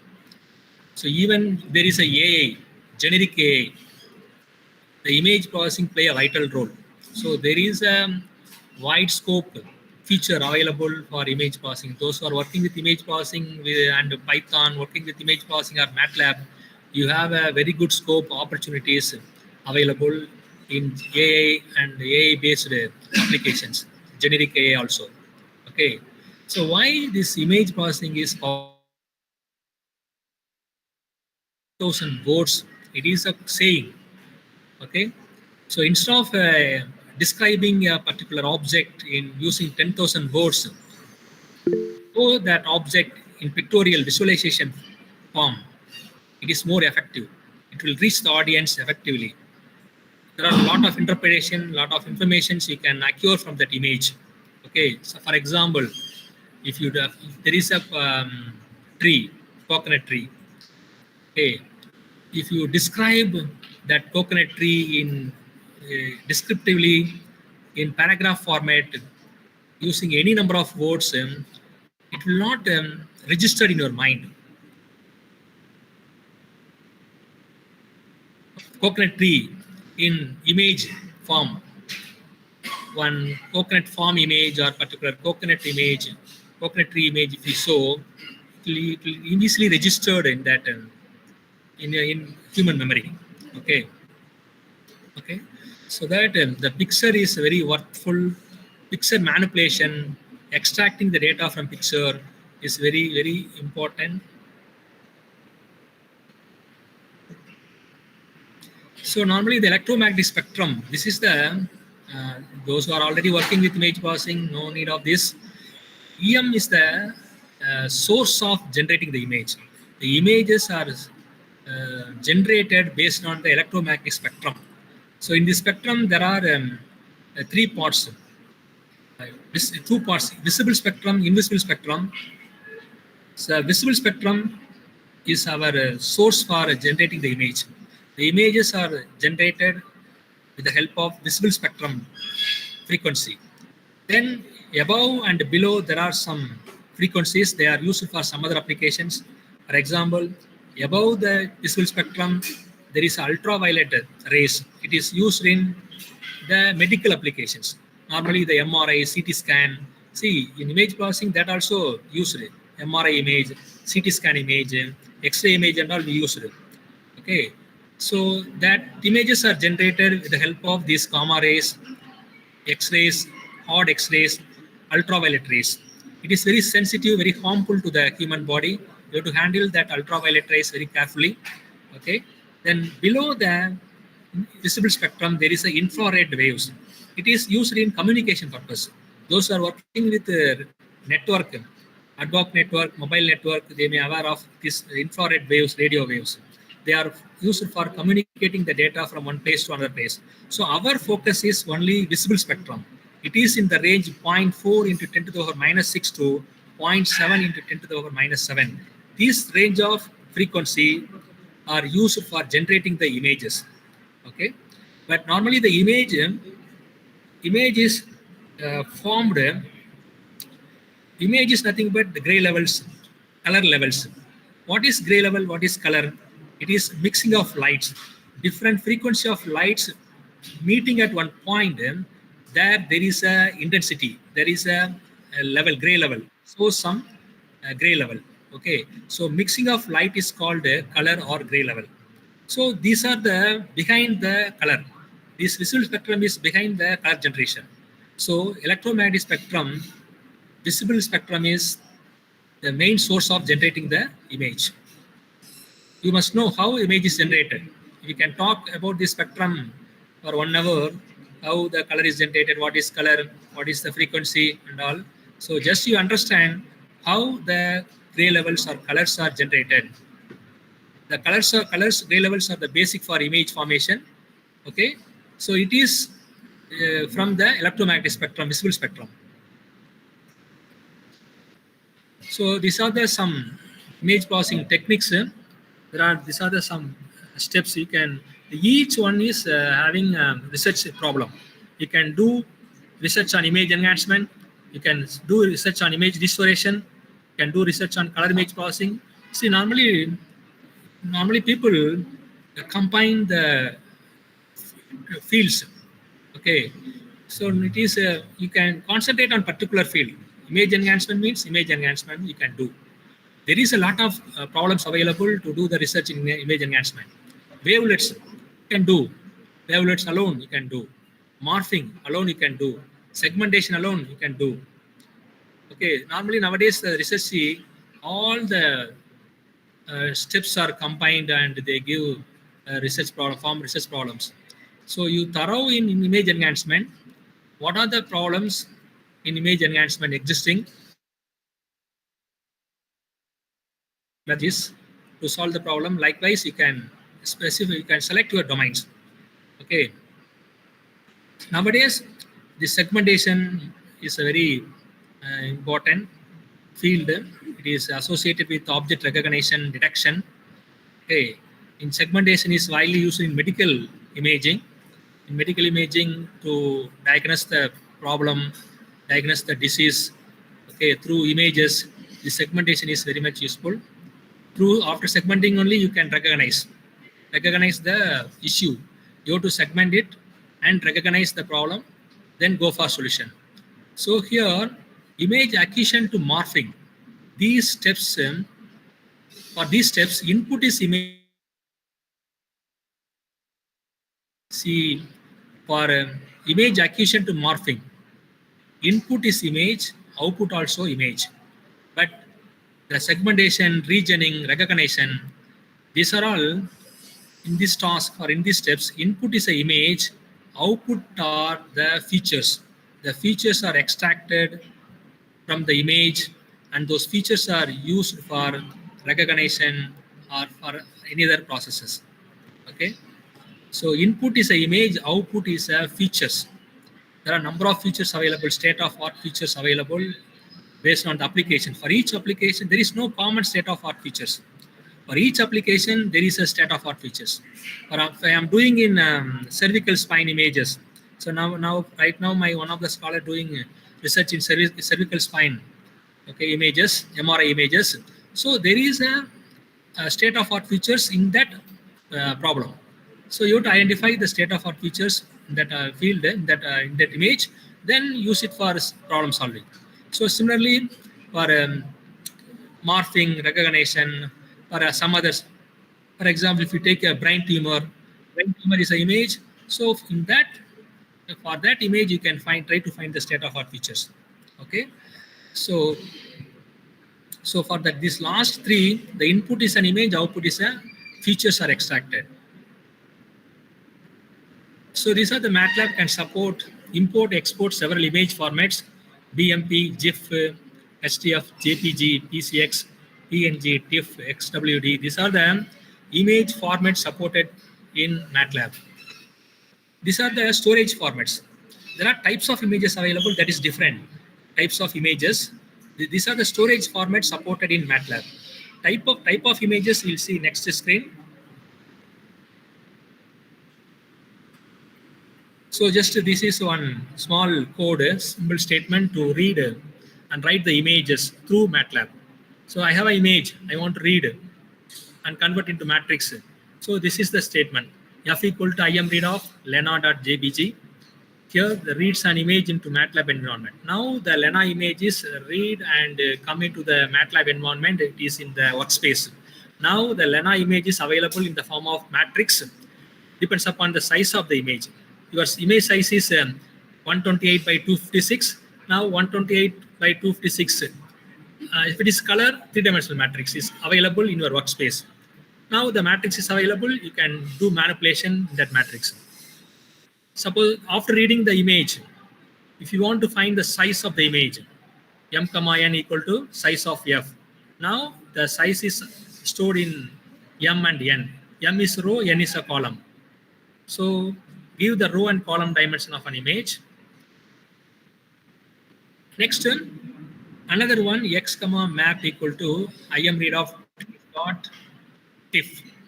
So here map is the color map of class table. Here we are doing some symbol manipulation in this statement. Here directly image is read and stored into matrix F. So here input is mapped into some other form. So here map, here this input is not directly stored. Some mapping function is used. With the help of mapping function, some manipulation is done. It is not an original one. According to this map, it is stored in X. Okay, map is a color map of class table. So this is for this. These are the statement used to read image from standard input media to the MATLAB environment. Then writing images, imwrite of f comma file name. Now this f is a matrix. Now here, as you understand, here f is a matrix. The matrix converted to image file name. So here you have to specify the file name. For example, your image is lena.jpg, like you can give this matrix meant for lena image, na lena.jpg, or you can give, suppose if you give your photo, you give your name .jpg. So this is the uh, example. I am right of f comma file1 comma tiff. Here you have to specify the storage format, tiff, jpg, bmp, like you have to specify the storage format as a third parameter. See, I am right receive three parameters. One is a input matrix, file name, on which file name you want to store, and data storage format, on which format you want to store, jpg format, bmp format, or tiff format. So sometimes you can combine these last two parameters in single. I am right of f comma file1 comma tiff. Now here both extension and file name is given as a single parameter. So this is reading and writing images using MATLAB. Next, image display, image of I, create and display image object, image scale, IM show, IM tool.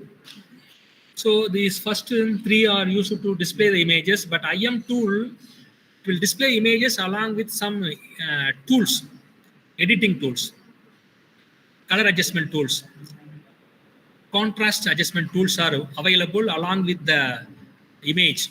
So using that tool, you can modify the command, modify the image. This is IM tool of I.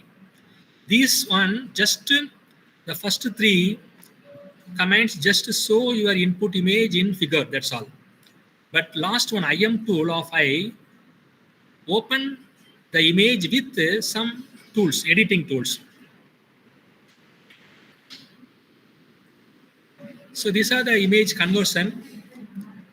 You can easily convert image from one mode to another mode, gray to index mode. There are different types of images available.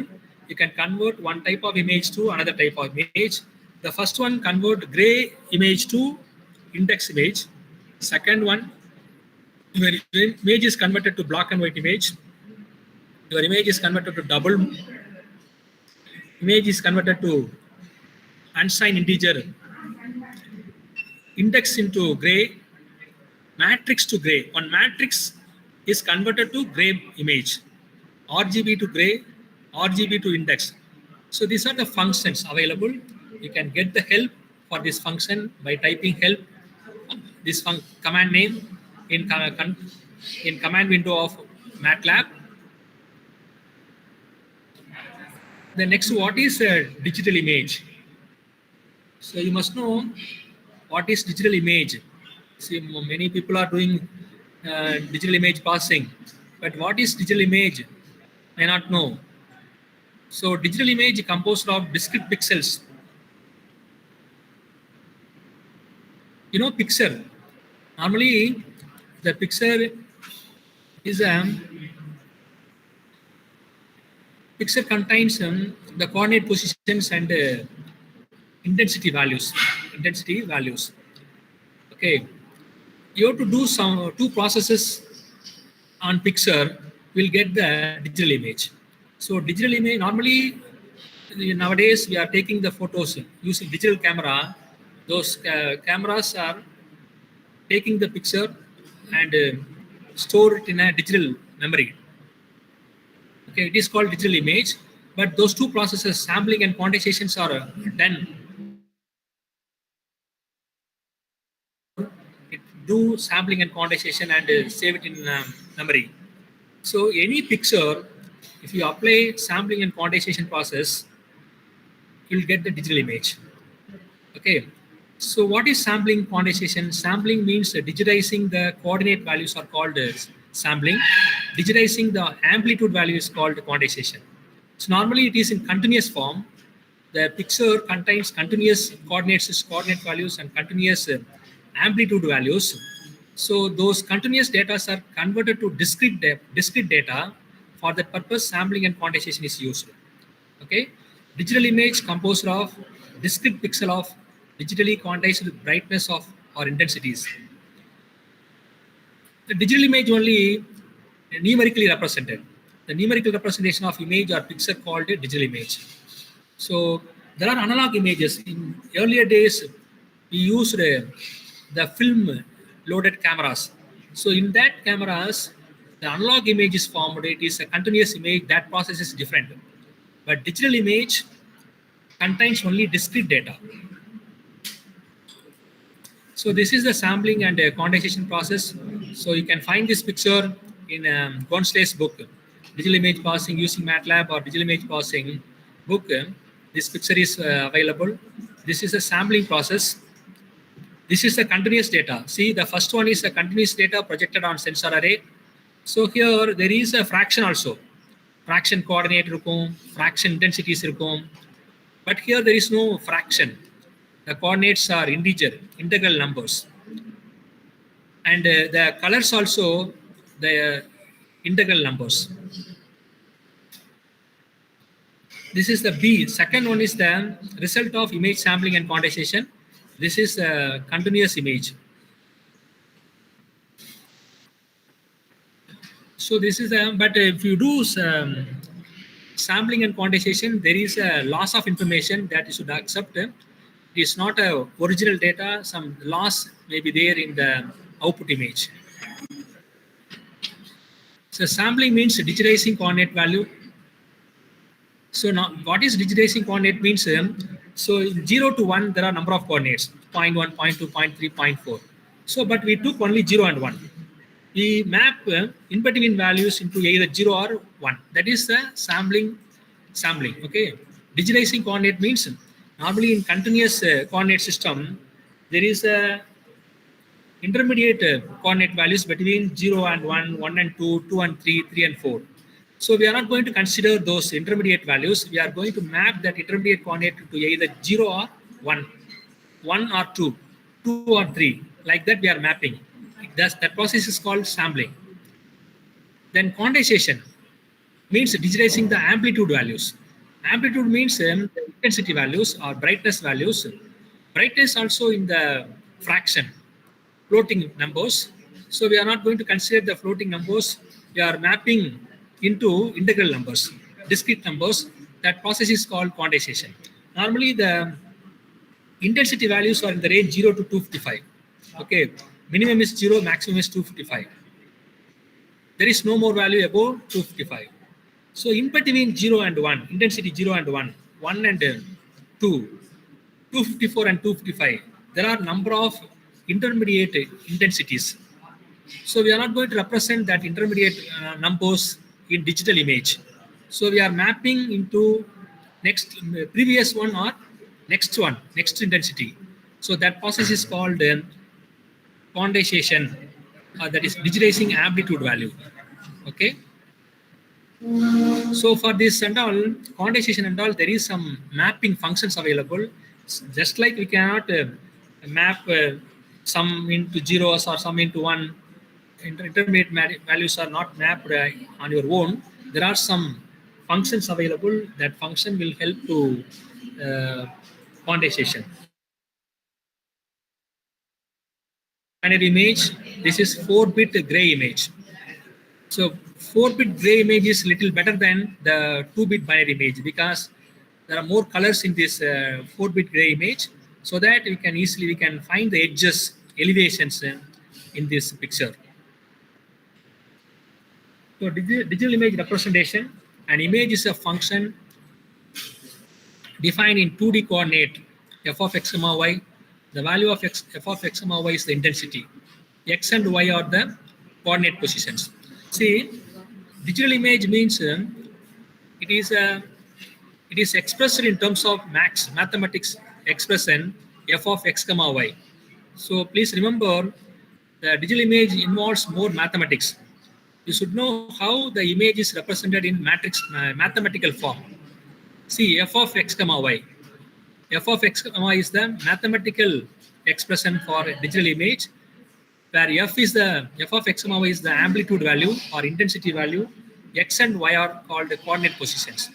And here you have to remember, if you plot the image in 2D space, top right, remember top left is the origin. Normally in any 2D space, bottom left is the origin. bottom left is the origin. But in image, if you plot the image in two-dimensional space, top left is the origin. So here, this is the origin, 0, 0. Then the x is, rho is increasing towards down direction. That is x. Rho mean x. So here x-axis means rho. X-axis indicate downward direction, 0, 1, 2, 3, 4 up to m minus 1. And column indicate y. It moves towards right direction, 0, 1, 2, 3, 4 up to n minus 1. This whole thing is called f of x comma y. The particular pixel is for a, see, so you have to remember this, what is the origin, where start origin, because when you working with image data, you must aware of this origin, what is x, what is y, what is row, what is column and all, you must remember. Then only you can able to do the programs without any confusion. So this is the spatial domain, digital image representation in spatial domain. This is 1, 1 or 0, 0. Here in image processing, the image or starting index is 0, 0. But here I use 1, 1. But starting index is 0, 0. So as now 1, 1, 1, 2, 1, 3 up to 1, 256. So here 2, 1, 3, 1 up to 256, 1. The last pixel is 256, 256. So here I want to remember one thing. The images are represented in different domains: spatial domain, frequency domain, wavelet domain, contourlet domain, curvelet domain, and other domains. But spatial domain is the very easy one and straightforward one is spatial domain. But other domains, no, frequency domain. The image can represent in frequency domain or wavelet domain, contourlet domain, curvelet domain. They are very advanced domains. Okay, the basic one is spatial domain. In spatial domain, we use integration and differentiation functions only, integral and differentiation only. The mathematics involved in spatial domain is integration and differentiation. But if you go to other domains, some advanced mathematics are used, very long derivations are used in frequency domain and curvelet and other domains. Okay. This is the spatial domain data. When you read a Lena image, reading Lena image, it is plotted like this. Image is like, matrix is like this. So here, these are the numbers are called intensity values. The numbers are called intensity values. The intensity values maximum is 255. I hope all of you know. I asked one question in that Google form. Okay, what is the maximum intensity? It is 255 only. Maximum colors are 0 to 255. Total gray levels are 256, but maximum intensity is 255.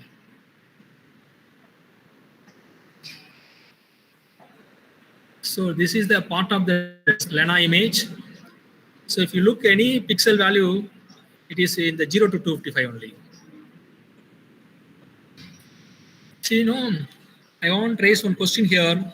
Those who are doing image processing, why the Lena image is taken for testing, or if you do an enhancement or any restoration process or segmentation, normally the Lena image is a benchmark image used for testing.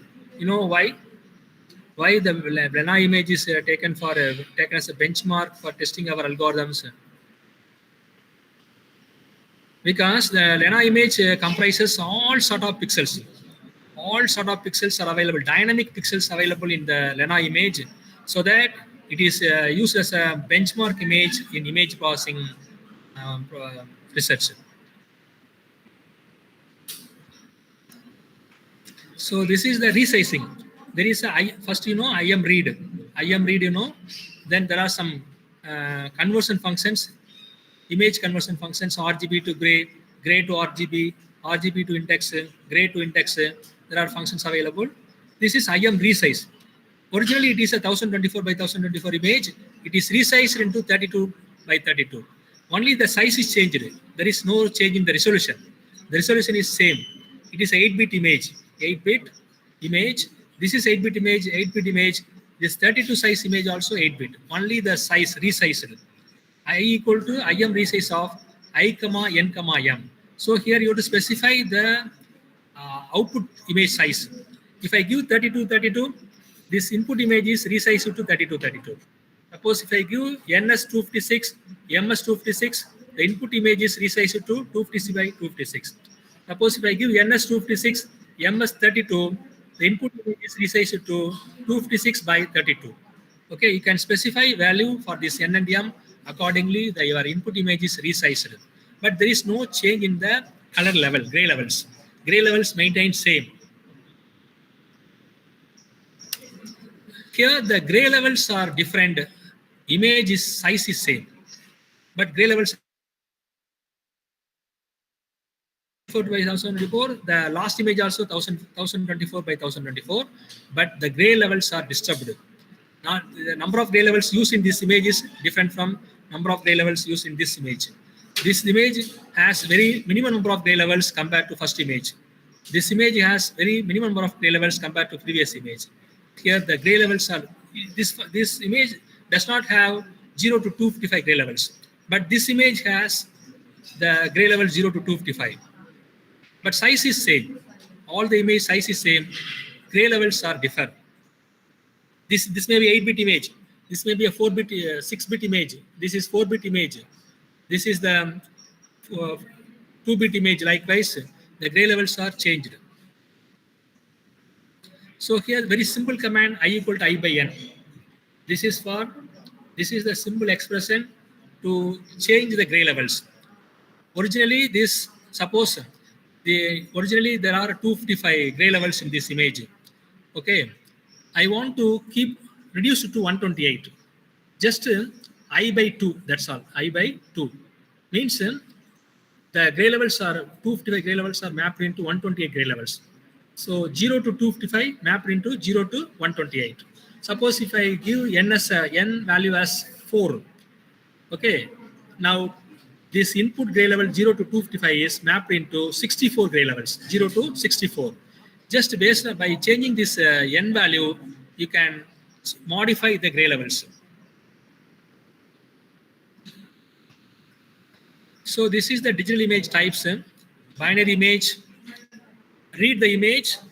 Command is BW equal to IM2 BW of I. Then IM show BW. Now image is displayed here. This is black and white image.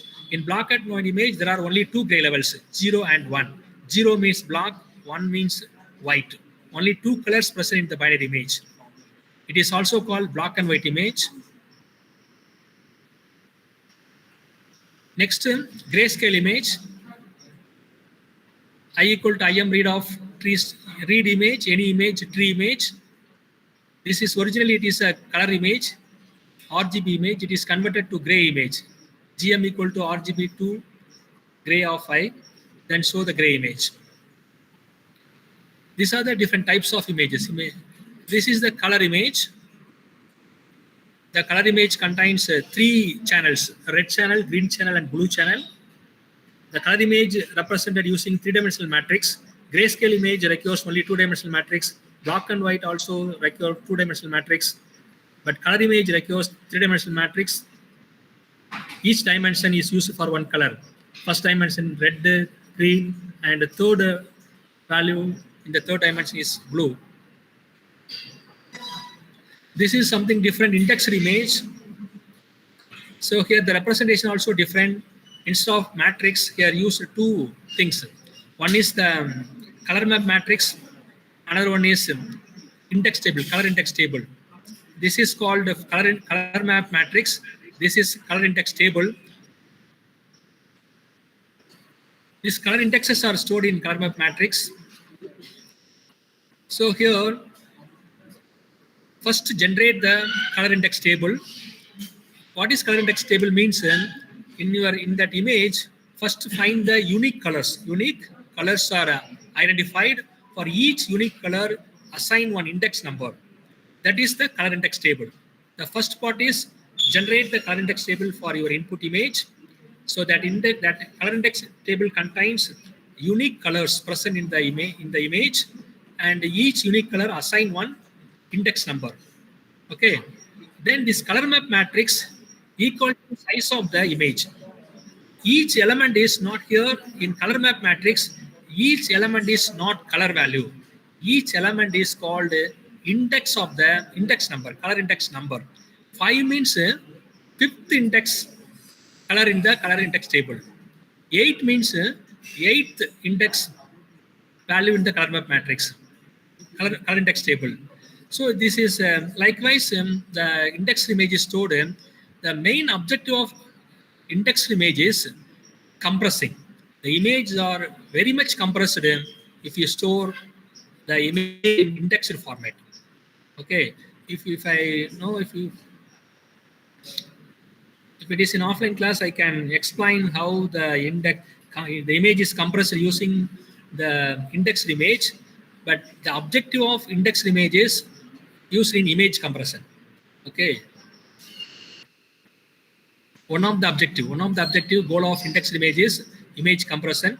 You can try just to read an image and just find the size, just note the size of the image. Then convert that image into indexed image. After converting, just to note the size of the image. Then find the difference, how much reduced in size. You can understand. Then in image enhancement, any doubts you can ask.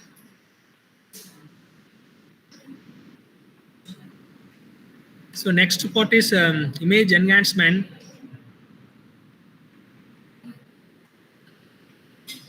So just I will, without slide, I explain overall. Image enhancement means image enhancement is a subjective process. Application to application, the result of image enhancement will differ.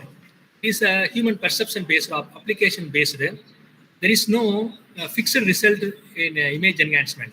The subjective means, according to me, I satisfied with the quality of the image, but another person may not satisfy with the quality of that image. So he need more improvement in or appearance in that image. So further you can enhance it. So this is called subjective matter. Application to application, human to human, perception to individual perception. The result of the enhancement is differ. Okay, that is image enhancement. Then in image enhancement, there are some basic gray-level transformations are there. It is based on the point processing. Point processing here in enhancement, the individual pixels are directly manipulated in enhancement process. Okay. For example, there are some basic gray-level transformations are there. One is image negative. Image negative for your image, input image, just to find the negative of image. It is one straightforward equation is there. That is L minus 1 minus R. S equal to L minus 1 minus R. This is a straightforward equation. Apply this on each point or each pixel, will get the output pixel. So S equal to L minus 1 minus R, where R is the input pixel, S is output pixel, L is a maximum gray level. Maximum gray level is 256. Maximum gray level is 256. 0 to 255. There are total number of gray levels are 256. So capital L. That L value is 256. 256 minus 1 minus R. This is the equation to find the image negative. Similarly, there is a power law transformation, then log transformation are there, then contrast slicing, bitplane slicing, gray level slicing. These are the different enhancement functions available. For each function, there is a command available in MATLAB. You can use that command to do all these gray level transformations. Okay. Above that, see here one small transformation, gamma correction. So here S equal to T of R. R is the input pixel. See, you got to remember in image processing, the input pixels are denoted as R. Output pixel is denoted as S. So after performing transformation operator on input pixel R, you get S. So wherever you see these variables, S, R is input pixel, S is output pixels. Similarly, f of x comma y, digital image is expressed in terms of f of x comma y. It is input. In enhancement, after enhancement, the image is called f of g of x comma y. So g of x comma y equal to t capital T or t of f of x comma y. This is the mathematical formation of expression of image enhancement. That is g of x comma y equal to f of t of f of x comma y. F of x comma y is an input image. T is a transformation function. G of x comma y is a output image. Okay. So here in this, see there are a lot of information in this plot. What happened in this? See, this is the x-axis is input pixel, y-axis is output pixel. So what do you understand from this plot? There are some meaning in this plot. Actually, the low contrast image is uh, developed and it is the output is high contrast brightness image. That means the low in, high in. See, 0 to low in. These range of pixels are mapped into low out and high out. So automatically the image is becomes contrast image, bright image. Here in this in picture, the short range of output pixel. That is the meaning of this gamma. So gamma is less than 1, it looks like this. Gamma is less than 1, it is a high contrast image. Gamma is greater than 1, it is a low contrast image. Wherever in that equation, gamma value is greater than 1. If you give greater 1, see, if you use image adjust function, there is a gamma value you have to pass. If you give gamma value greater than 1, it is a low contrast image. If you give gamma value less than 1, it is a high contrast image. Brightness image you will get. So this is the IM adjust. After adjusting, you'll get this picture. This is low contrast image. This is high contrast image. IM adjust function is there. Using this, you can change the intensity. So similarly, image negative, no. This is the original image, negative of the image. So, this is the negative. Below one is negative. For color image, negative. Grayscale image, negative. So this is the power law gray level transformation. See here, when gamma is less than 1, the short range of input pixel is mapped into high range of output pixel. Suppose gamma is greater than 1, the wide range of input pixel is mapped into short range of contrast enhancement. So this is original. This is implemented and I did program. The result of the program. See here, there is a. So in surface there is what do you call, the gap is created the land surface. So through the image passing enhancement, just a simple enhancement process, contrast stitching, I enhanced this image. You can measure also. You can measure. There are some measures available. Through that measure, you can say my algorithm is best.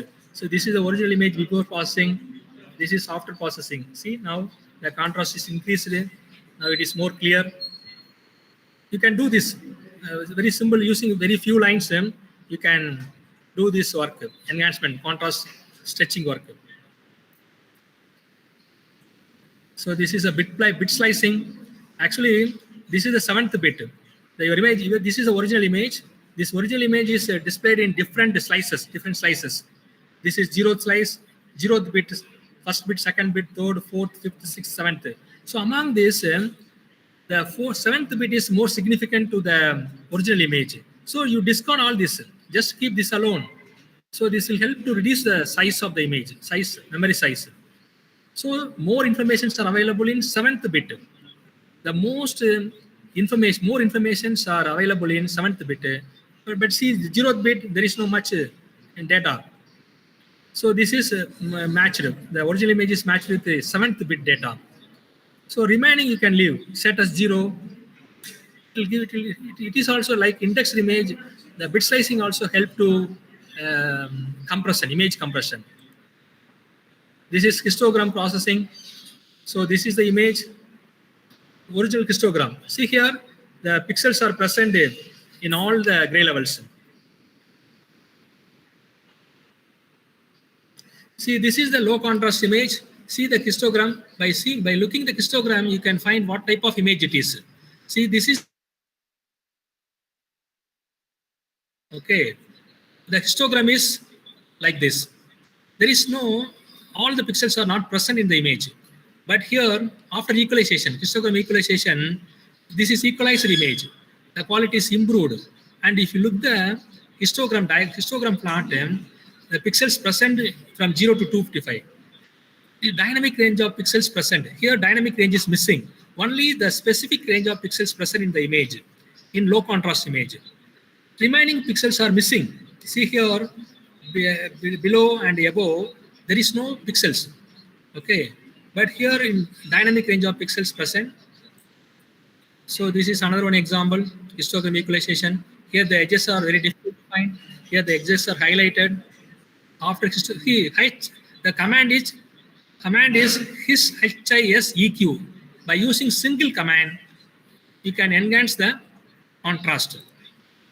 This is one image, contrast stretched image. This is road tracking. So in previous one, road is not clear.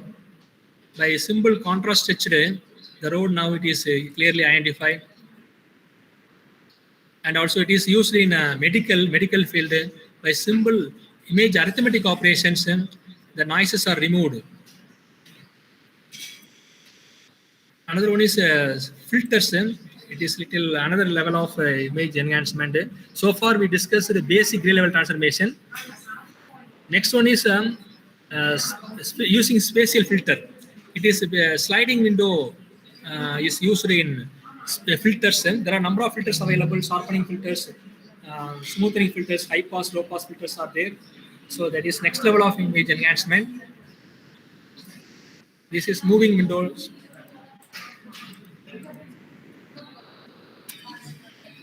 These are the different filters available, low pass, high pass filters. Then corresponding functions in MATLAB. Now IM filter is there. IM filter function. For this you can pass the input image and filter what type of filter you want to apply. These are all the, and also you can add noises also. Add the noise and try to remove the noise using your own algorithm. Here noise added, noise is removed. The noise added into this image is Gaussian noise. So here the coin image, here noise is added, Gaussian noise is added, Gaussian noise is removed using this code. This is median filter. These are some challenges. You look at this image, so there is nothing to find. Very difficult to recognize what type of image it is. So after enhancement, it is look like this. The car image is created, and even you can able to find the number also. In previous one, there is no number and all. After a simple enhancement, histogram equalization, you can able to find the numbers. So this is also road tracking. Road track image. So this is very real image, very critical images. There are different shapes found in this image. There are human spaces and some object. Such images are very difficult to recognize. And image retrieval also very challenging area. Can work image retrieval. So my query image is this, but it retrieved so many images related to this query image. It is not correct. Okay. Similarly, see for query image, this is the query image. First column is query image. Number of different images are retrieved. See, still in image retrieval, there is a scope is available. You can develop algorithms for image retrieval. So this is the very critical image. The number of objects present in this object detection is very tough in this type of images. Then this is the satellite images also you can work. So there are chances for working with medical images, satellite images, and natural images. Then camera images, CCTV images, So first you have to choose the image, on which image you want to work. Satellite images, MRI images, CT scan images, illa normal images. And first you have to select. Then only you can go for problem solving. This is satellite image, earthquake detection, pre and post cyclone.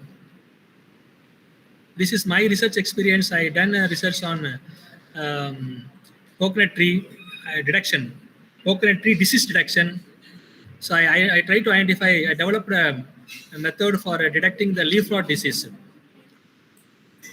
So I use a DLME algorithm, distance-based line moving algorithm, to detect the disease. This is the normal leaf. This is the disease leaf rot disease affected. For this, I proposed an algorithm DLMA to identify this disease. And also I done retina images also. By using morphological operator, I developed some algorithms to detect the edges. This is the original image. Through my algorithm, I detected edges like this. To detect these edges, I used morphological functions, dilation, erosion, used for blood vessel extraction. So normally in retina, there are vessels. Okay, the problems is comes in retina only. Retina, particularly in vessels, blood vessels. So you have to extract the blood vessels. Then only you can able to find the damages or problems in that vessels. So that to extract them or highlight the blood vessels, I used morphological operations, dilation, erosion, opening and closing operators to detect. Using these three operators, I developed an algorithm to extract the blood vessels. So now this is extracted. So by doctors may understand what are the problems in these vessels, any break, any discontinuities, any damages in these vessels. So this is 2D mature filter.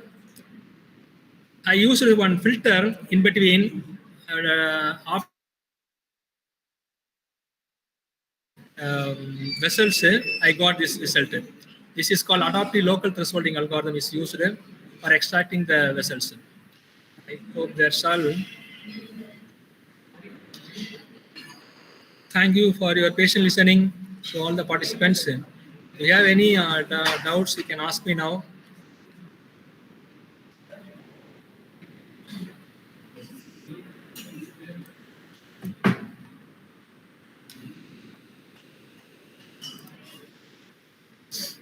இருக்காங்களா? Okay, okay. Thank you, sir. Thank you very much. Thank you, sir. If you have any doubts, you can any feedback, you can tell me now. I will improve in next session in future. If you have any doubts, also you can ask me now. Sir, excuse me, sir. You Yes, mentioned that point processing, no, sir. Yes, madam. Point processing is a transform of a pixel value as a function of its value, sir. Can you give us a few examples for this, sir? Nothing, madam. Point means here point meant for a pixel only. Each point is called pixel. So direct, for example, for negative, if you want to find the negative of an image, you use the function expression called s equal to l minus 1 minus r. Okay. Okay, sir. The r indicate individual point, individual pixel value. Okay. You take the individual pixel value, subtract from 255. Okay, you'll get the negative of the pixel. For example, l minus 1 is 255. No, l is 256. Minus 1 means 255. 255 minus r. Suppose my r value is 255. Assume in my input image r value is 255. The particular pixel value is 255. 255 minus 255, 0. So what is the negative of 255? 0. So in the gray scale, 0 is black, 255 is white. Okay. So if pixel is 255, what is the negative pixel? 0 only. 0. Okay. So the point indicate the each individual pixel value. Okay, sir. Thank you, sir. Your presentation is tremendous one, sir. Thank you, madam. Thank you. Thank you, sir.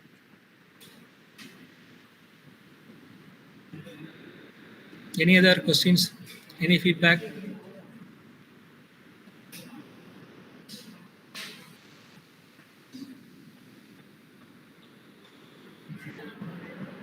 Okay, shall we?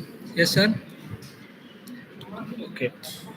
Shall we conclude? Okay, Prakash sir, thank you.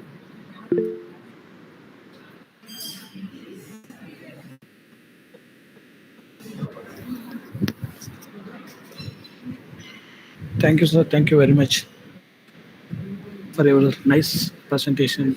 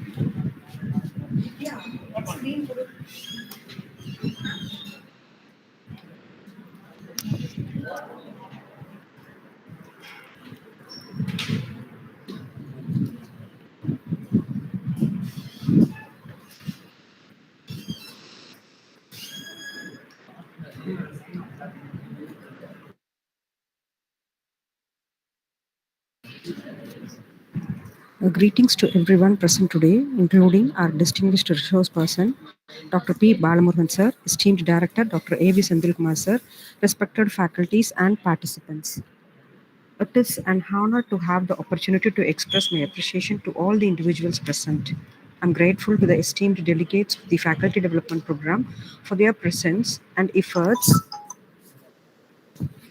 in making this event a success. I extend my sincere thanks to our honored chief guest and speaker of the day, Dr. P. Balamurugan, for taking time from his busy schedule to be with us. Your words of inspiration and encouragement on this session are greatly appreciated. A special thanks to the Hindustan College Management, the Principal Dr. A. Ponusami sir, the Director of MCA Department, Dr. A.V. Senthilkumar sir, for their unwavering support in making today's session a grand session success. I would also like to extend my gratitude to all the staff members for their enthusiastic contribution for arranging such an informative session. Last but not least, I think each and every participant who gave their immense attention throughout the program and making it a resounding with their presence. Appreciation is a wonderful thing. It makes what is excellent in others belong to us as well. With this quote, I once again thank each and every individual for their valuable presence. Thank you all.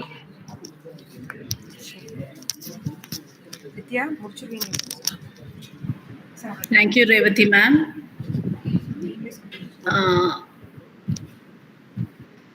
Thank you, sir. Thank you very much. Sir, am I audible? Ma'am, yes, ma'am. Dear participants, tomorrow the session will be a 1-hour session from 10 a.m. to 11 a.m. because the resource person is held up in another research meeting. So kindly request all the participants to be on time. The session will be only for an hour. Thank you. Thank you, ma'am.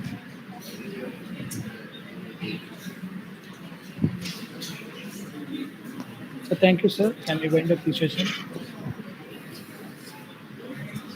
Thank you, sir. Wind up the Thank you, session. sir. Thanks to all. Thank you, participants, professors.